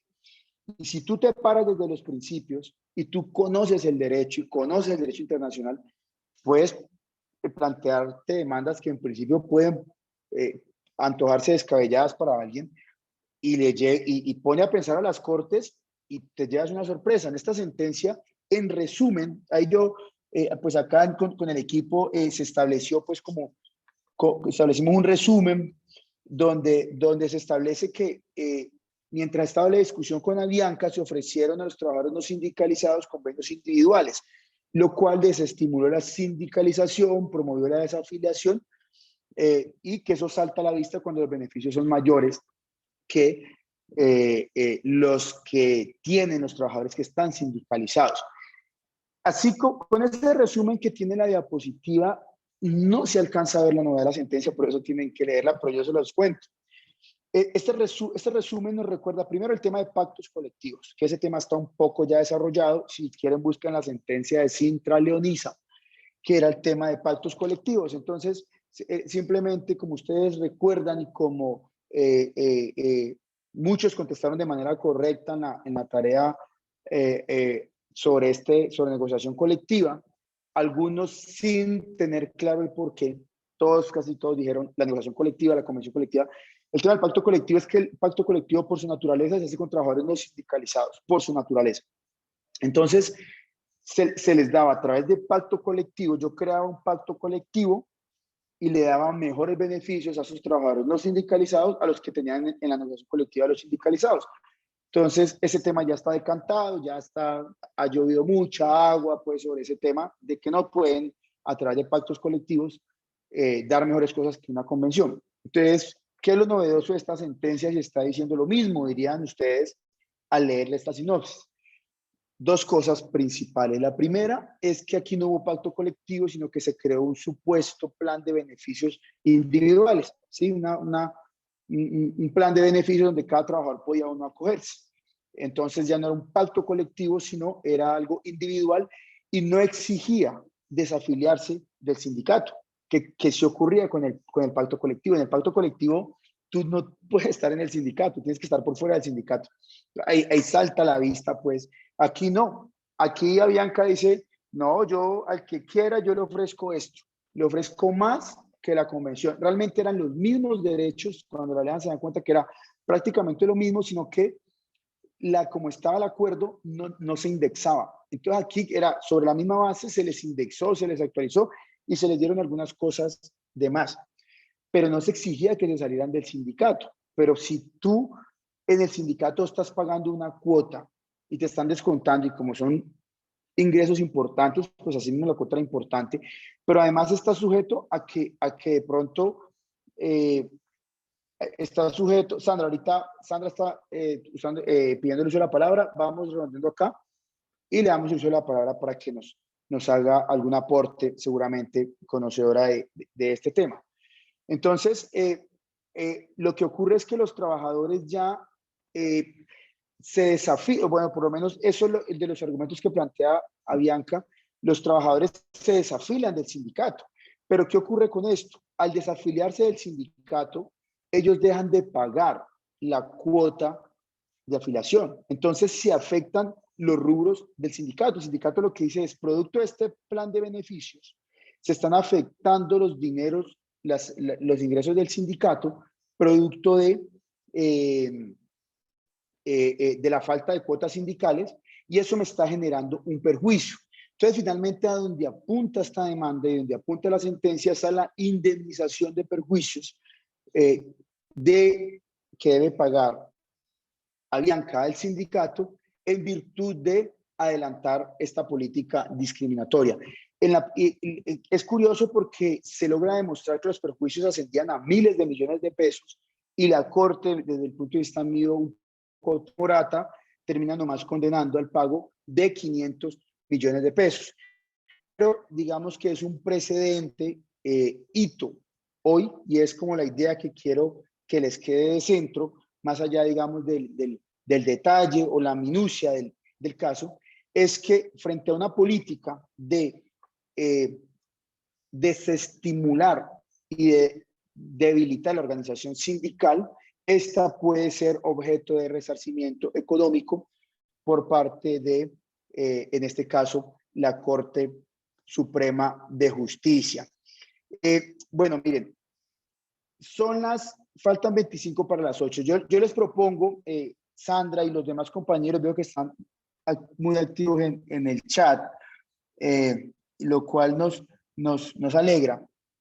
Voy a continuar y ahorita al final dejo la ronda para aportes, intervenciones y preguntas para que podamos abordar el tema que sigue, que es el Acto Legislativo 01 del 2005. Y vamos a dejar el tema de plataformas digitales, si nos alcanza, para la próxima charla, que es un tema también muy interesante, muy apasionante y que ha tenido muchos desarrollos. El Acto Legislativo 01 del 2005. Bueno, ya quedaron con esas sentencias que vimos. El Acto Legislativo 01 del 2005 nos habla de la limitación en términos de negociación colectiva para los sindicatos sobre aspectos pensionales. Claro, habla de mucho más el acto legislativo. Habla de mucho más, a ver, yo pongo aquí, habla de mucho más el acto legislativo. El acto legislativo nos prácticamente acabó con el régimen de transición pensional. El acto legislativo le puso fin a una cantidad de pensiones extralegales, etcétera. Está plagado de irregularidades, diríamos, los abogados laboralistas, que estamos, digamos, tenemos una mirada protectora del derecho del trabajo, está lleno de irregularidades y como van a ver esa es la discusión que hoy seguimos dando, a pesar de que las cortes en Colombia consideraron que no, ¿ya? Y ahí con eso ya me adelanto un poco a dónde hacia dónde vamos a ir avanzando. Con el acto legislativo se vulneraron los convenios relativos a la libertad sindical, los derechos de asociación y negociación colectiva, en particular los convenios 87, 98 y 154. Ello en razón a que a partir de la vigencia de dicha norma se impide a los sindicatos negociar en convenciones colectivas, laudos o acto jurídico alguno, condiciones pensionales diferentes a las establecidas en la ley interna. Entonces, aquí vamos a meternos un poco en una discusión un poco, los que son abogados la van a tomar mucho más rápido, pero es la siguiente. Miren, la negociación colectiva, en nuestro criterio, hunde sus raíces en el preámbulo de la Constitución, en el artículo 2 de la Constitución, en el artículo 53 de la Constitución, todos los convenios que hemos referido, el 87, el 98, sobre asociación sindical, sobre negociación colectiva, y por tanto son derechos fundamentales del trabajo que no pueden ser desconocidos por el legislador. ¿Qué ocurrió? Cuando intentaron establecer esas limitaciones a las pensiones, inicialmente se hace a través de una ley, digamos, ordinaria. Incluso primero se intentó a través de un plebiscito. Algunos se acuerden del famoso plebiscito de Uribe, que fue derrotado finalmente ese plebiscito, donde él pretendió cambiar la Constitución, acudiendo al pueblo, al constituyente primario, y fue derrotado.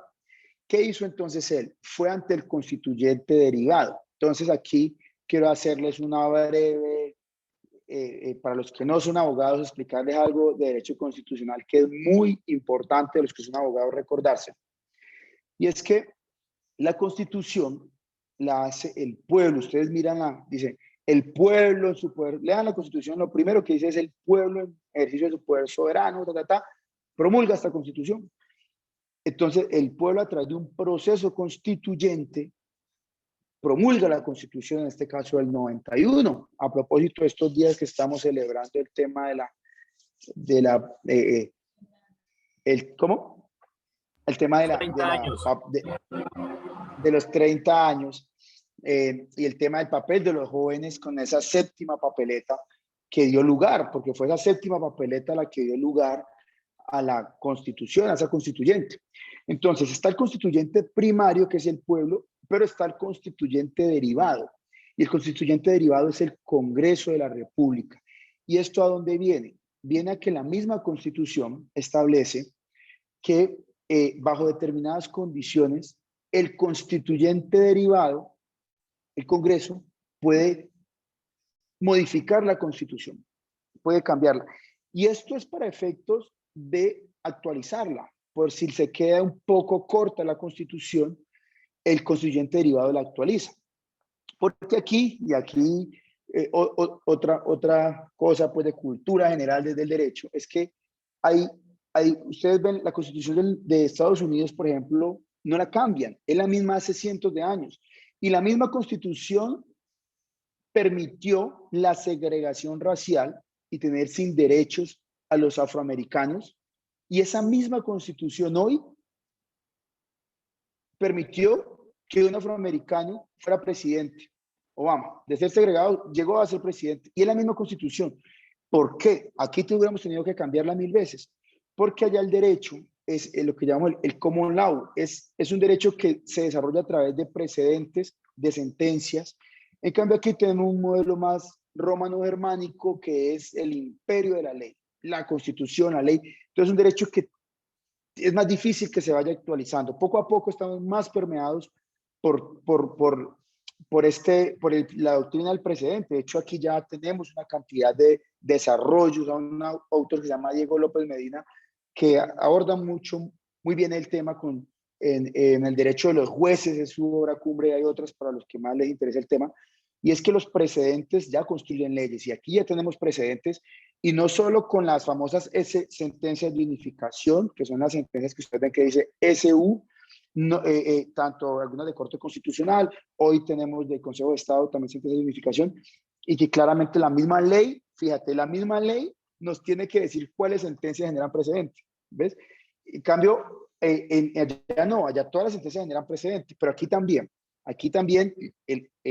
estas sentencias que vimos pueden generar precedentes, pero eso hay que desarrollarlas más. Pero entonces, esa diferenciación entre el derecho, el common law, que es el derecho más basado en precedentes, como creemos en las películas gringas, que están citando casos todo el tiempo, más que normas, frente al derecho nuestro, hace que nosotros tengamos que estar actualizando la Constitución, la ley y demás, para que el derecho avance. Y eso está bien de acuerdo a nuestro modelo. Y bueno, eso tiende hoy cada vez a haber un derecho internacional y tiende a imbricarse todo, ¿no?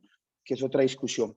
Pero entonces, es normal que a través de actos legislativos actualicemos la Constitución y no siempre tengamos que ir a hacer una constituyente para modificarla. Entonces, ¿qué ocurre?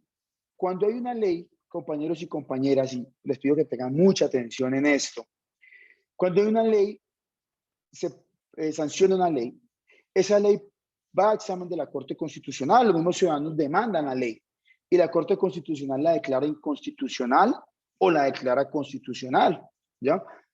O prefiere una sentencia donde dice es constitucional siempre y cuando se entienda de esta forma, la modula la interpretación de esa ley.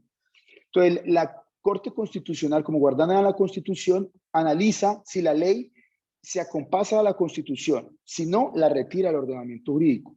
¿Cuál es el problema con los actos legislativos? Que como el acto legislativo me cambia la misma Constitución, la Corte dice, bueno, yo cómo analizo si este acto legislativo va en contra de la Constitución, si la está modificando.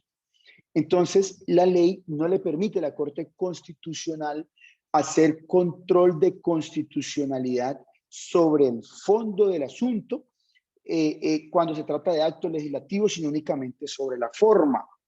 ¿Por qué? Porque un acto legislativo, como cambia la Constitución, requiere el doble de debates en el Congreso, una mayoría más cualificada y establece unos requisitos formales.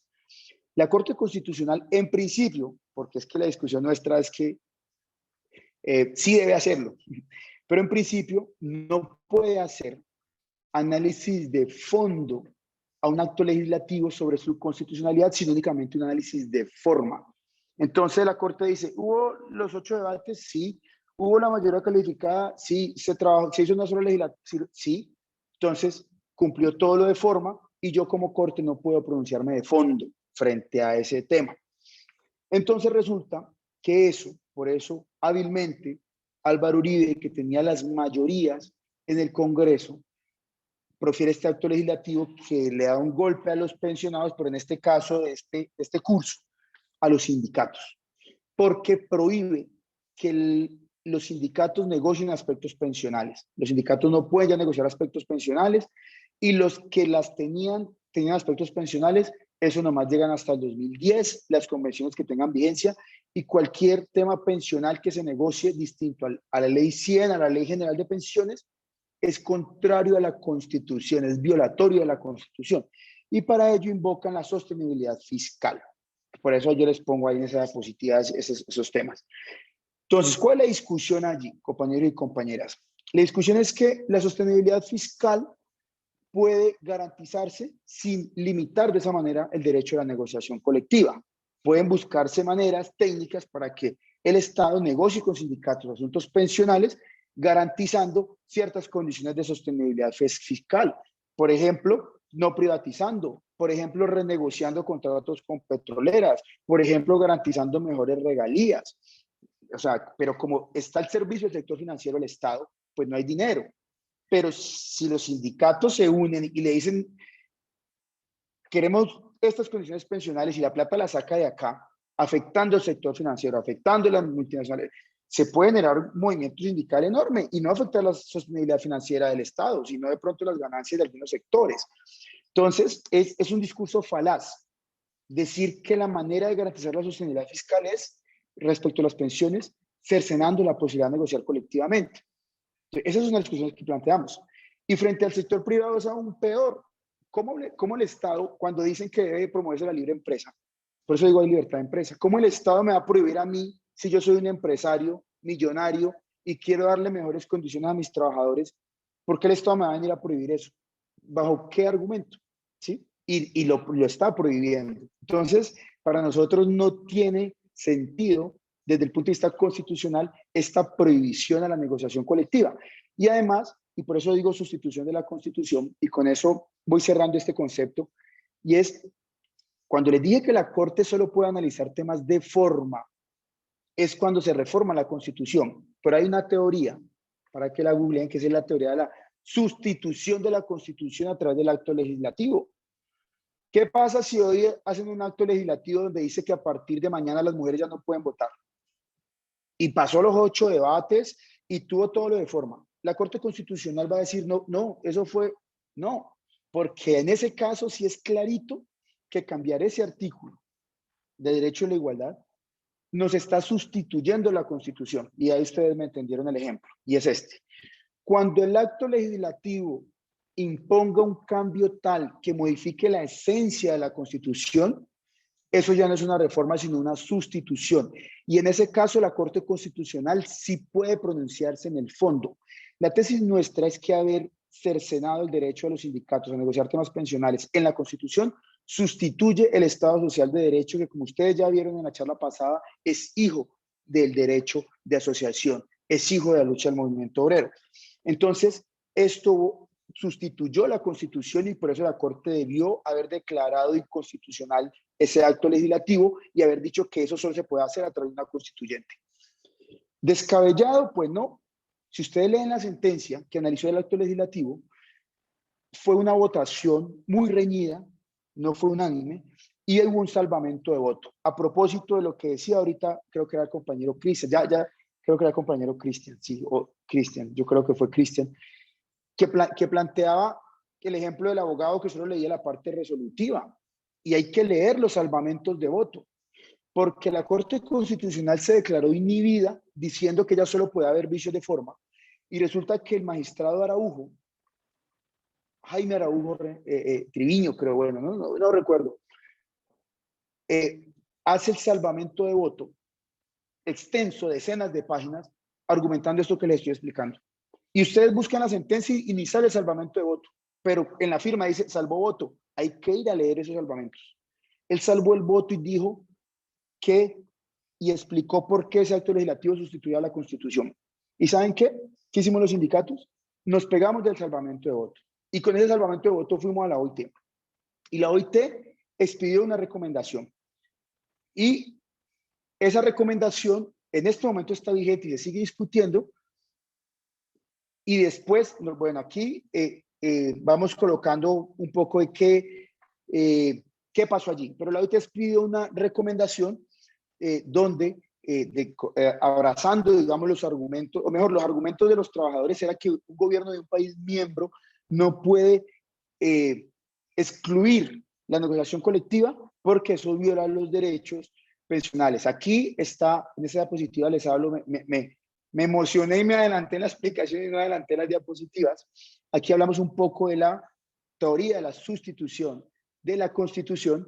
Aquí les explico qué es la sostenibilidad fiscal, que ya se las expuse, y qué es la libertad de empresa.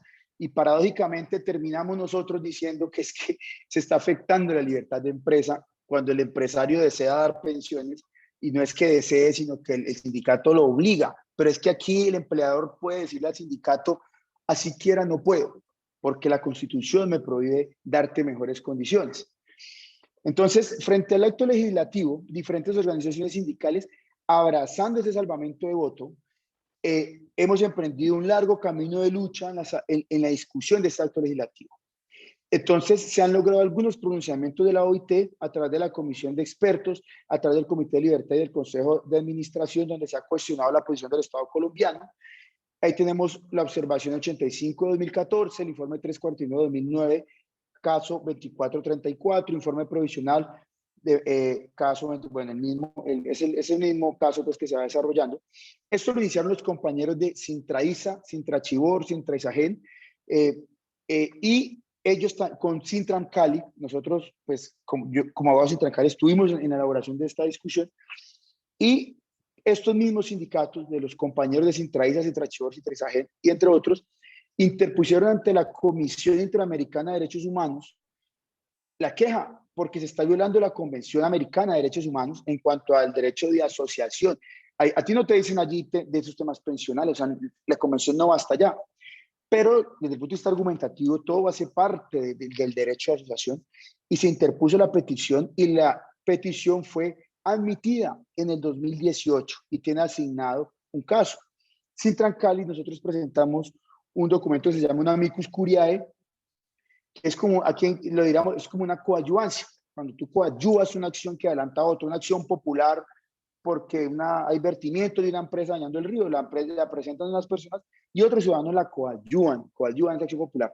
El amicus curiae es como una coadyuvancia ante el sistema interamericano, y desde Sintran Cali se está coadyuvando, y eso hoy está discutiéndose. La recomendación de la OIT ha permitido que se hayan ganado algunas demandas, pero la recomendación de la OIT fue muy tímida, se quedó muy corta, y los sindicatos, analizando su estrategia, que es lo que yo les digo, ustedes tienen que ver mucho más allá del CN, ellos analizaron la correlación de fuerzas a nivel de la OIT, es decir, con otros sindicatos del mundo, y dijeron, como que no aceleremos aquí a fondo porque avanzamos un poquito y de pronto retrocedemos por un tema de correlación de fuerzas. Esperemos que sintamos un mejor ambiente en correlación de fuerzas, porque allá todo se toma de manera tripartita, empleadores, estados y sindicatos. Y luego, entonces, en este momento está esa recomendación un poco tímida, y se decidió ya accionar ante el sistema interamericano. Pero esos dos temas hoy están, por decirlo así, vivos, y es una discusión que a veces los sindicatos ni se dan cuenta que se está dando, y es donde se está abordando el asunto de las pensiones de los colombianos y colombianas, más allá del paquidérmico y del cada vez más regresivo sistema pensional general, sistema general de pensiones. Eso frente a la discusión del derecho laboral colectivo frente al acto legislativo. Aquí, esta es como la discusión de la OIT en cuanto a los convenios. Aquí es donde la OIT en el 2009 analiza este caso de lo que se plantea, y dice la OIT, ahí les resalto, asegura que las partes de la negociación colectiva pueden mejorar las prestaciones legales sobre pensiones y esquemas de pensiones por mutuo acuerdo, y lo dice la OIT. Por eso la discusión que más adelante vamos a ver es hasta dónde son vinculantes estas cosas que dice la OIT, hasta dónde obligan. Y yo les dije en la clase pasada que aquí en Sintran Cali se reintegraron 51 trabajadores por unas recomendaciones de la OIT, porque el maestro Carlos Gaviria había señalado en su momento, desde la Corte Constitucional, unos casos en los cuales eran obligatorios, que eso lo veremos en la otra clase. y con eso se reintegraron. Lamentablemente, hace poco, una sentencia, la 555, creo que es de 2013 o 2014, ya la Corte dio un reversazo terrible y más o menos dijo que sí, pero no, que sí había que cumplirlos, pero de acuerdo a las condiciones internas, y allí la Corte empantanó un poco esa discusión y hoy sigue empantanada, pero sigue siendo un escenario de lucha. Volvemos al tema de la correlación de fuerzas en los magistrados, porque eso juega. ¿Qué magistrados hay? ¿Cuándo uno se pensiona? ¿Cuándo uno fallece? ¿Quién entra? ¿Qué formación tiene? Por ejemplo, hace poco había entrado este magistrado Carlos Bernal, que se le atravesó a todo el proceso de paz, porque era una persona cercana a Alejandro Ordóñez, a todos estos sectores. Bueno, por suerte renunció, se quedó aislado, en muchas discusiones allá. Entonces, hoy tuvimos un pequeño revés en esta discusión, con esa sentencia del 2008, después de que teníamos la T261 de 2012, que era esa 555, creo que 2013, empantana un poco, pero ahí sigue la discusión. Entonces, pero fíjense lo que dice la OIT, claramente es contrario a lo que plantea el Estado y lo que llega a plantear las mismas cortes sobre este tema de pensiones.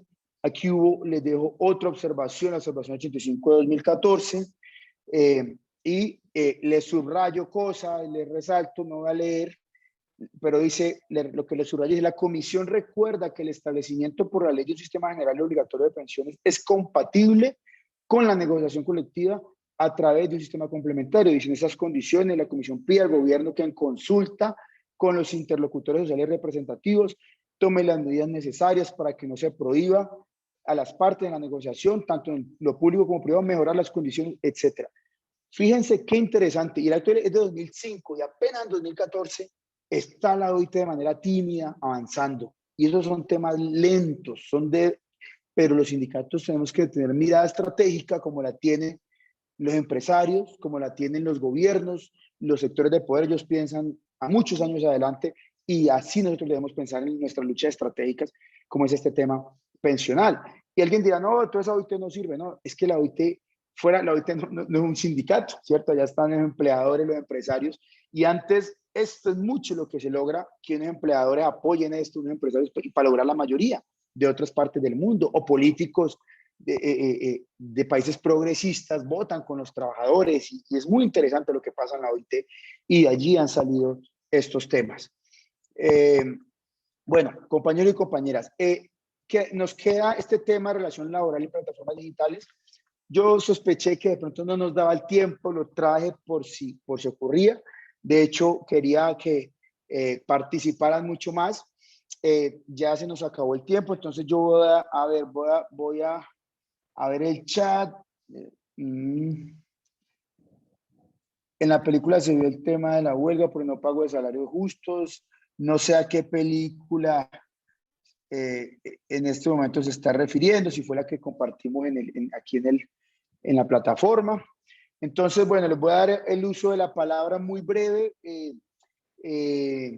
a ustedes para los que quieran hacer aportes sobre lo que vimos hoy, si tienen alguna opinión sobre la manera en que yo estoy adelantando las charlas, me lo pueden con total confianza decir. Como les digo, el interés mío es traerle cosas que no van a encontrar muy rápidamente googleando, y que ustedes dimensionen lo que es esto. A mí por lo menos me apasiona mucho. Ustedes entraron a hacer este curso.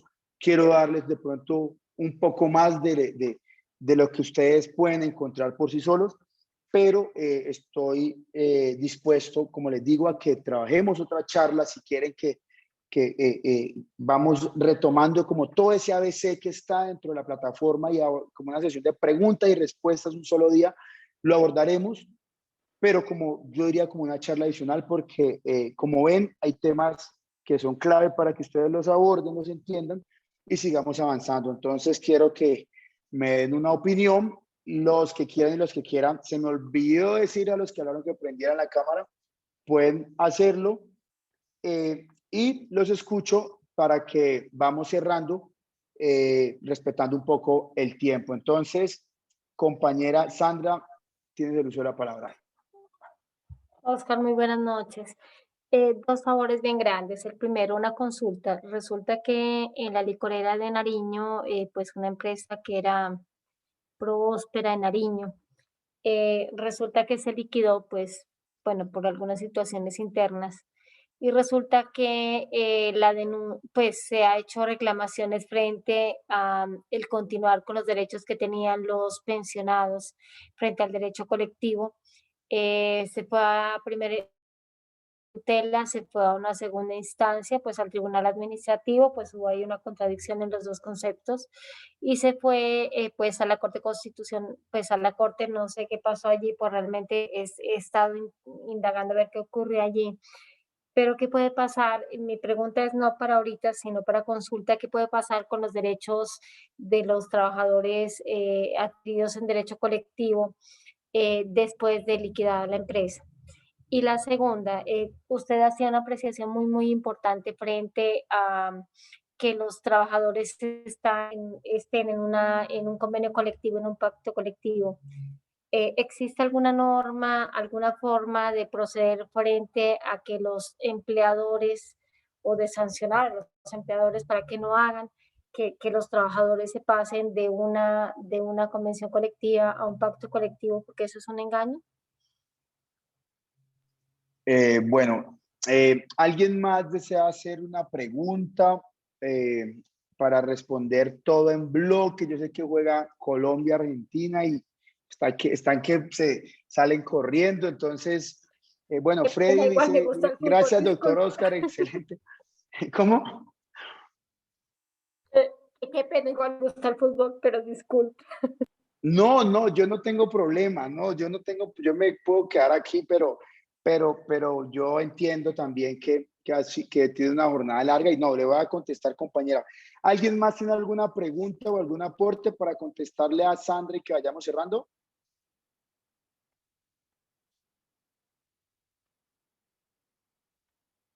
Bueno, entonces, Sandra, en el caso que tú planteas de la empresa, aquí en Cali tuvimos el caso con Ensirva. Con Ensirva es una empresa, era la empresa de servicios públicos y sí, allí se presentaron una cantidad de demanda y muchos de ellos ganaron porque ellos tenían una convención colectiva de trabajo. Y la discusión, el núcleo de la discusión es derechos adquiridos versus meras expectativas. Los que tienen derechos adquiridos, así la empresa esté liquidada, les tienen que responder. Y los que no, pues tienen meras expectativas, luego no pueden reclamar judicialmente algo que no se había causado. La otra discusión es si es una empresa pública o no, que es que ese es el problema que seguramente van a tener allá. Ah, no, pero bueno, creo que me decía la editorial, eso es público. Bueno, el tema aquí es si la empresa se liquida, ¿quién responde? Si es el sector privado, iríamos la discusión de los socios, levantar velo corporativo, tratar de rastrear socios, que es un problema ya muy complicado, pero si es una entidad pública es mucho más sencillo. Y frente al otro tema, claro que sí, existe la posibilidad de acudir ante el ministerio o a través de la demanda para que se impongan sanciones, porque eso ya está totalmente decantado. No es ilegal que yo tenga pacto colectivo, no es ilegal. Lo ilegal es que haya una convención colectiva y yo en un pacto colectivo mejore aspectos de esa convención. Eso ya está clarísimo y sí se puede demandar. Entonces, bueno, compañeros y compañeras, Sandra, ahí te respondí rápidamente. Espero que sigan muy aplicados y muy juiciosos con el curso. Solamente estoy subiendo notas de aquellos que envían las dos actividades, taller y foro. El que no le aparezca nota es porque no envió una de las dos actividades o las dos, y les ruego que se comunique con Adriana. Recuerden que si ustedes no hacen las dos actividades, pierden porque una les va a quedar prácticamente en cero, ¿sí? Y si ustedes pierden, luego pueden tener, creo que algún tipo de restricciones para participar de otros procesos de capacitación con Sindecena y quizá de otros escenarios muy interesantes que se puedan dar desde el sindicato, y asimismo los que estén más aplicados, entiendo que van a haber unos estímulos y demás, a más pues del encuentro presencial que tengamos, si la pandemia nos lo permite, en Bogotá, y los que no puedan ir o algo de pronto virtualmente. Entonces, hablen con Adriana, pónganse al día, así me generan un poco de retroceso de volverme. Pónganse al día. Los que enviaron tareas tarde, tampoco de pronto les aparece calificación, porque yo no estoy viendo cada vez que envían tareas, sino que hago corte por ahí cada mes. A los que Adriana me diga, mire, estas personas me contactaron, que enviaron tarde, yo les califico. Pero en principio solo les califico a los que envíen hasta el día lunes a las 11:59 de la noche, que va cerrando cada módulo las dos actividades. los demás traten de hablar con Adriana para que podamos regularizar esto. Listo, compañeros y compañeras, un placer. Nos estamos hablando en el próximo encuentro. Chao.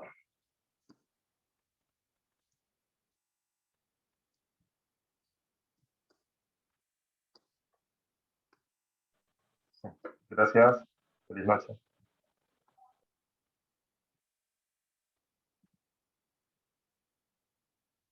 Bueno, Julián, Edna, Andrés, Freddy, Sandra, los que están escribiendo en el chat. Bueno, con mucho gusto y cualquier duda adicional y demás, ya saben que nos pueden escribir. Listo, bueno. Que estén bien. Chao. Bueno, Chaito, muchas gracias.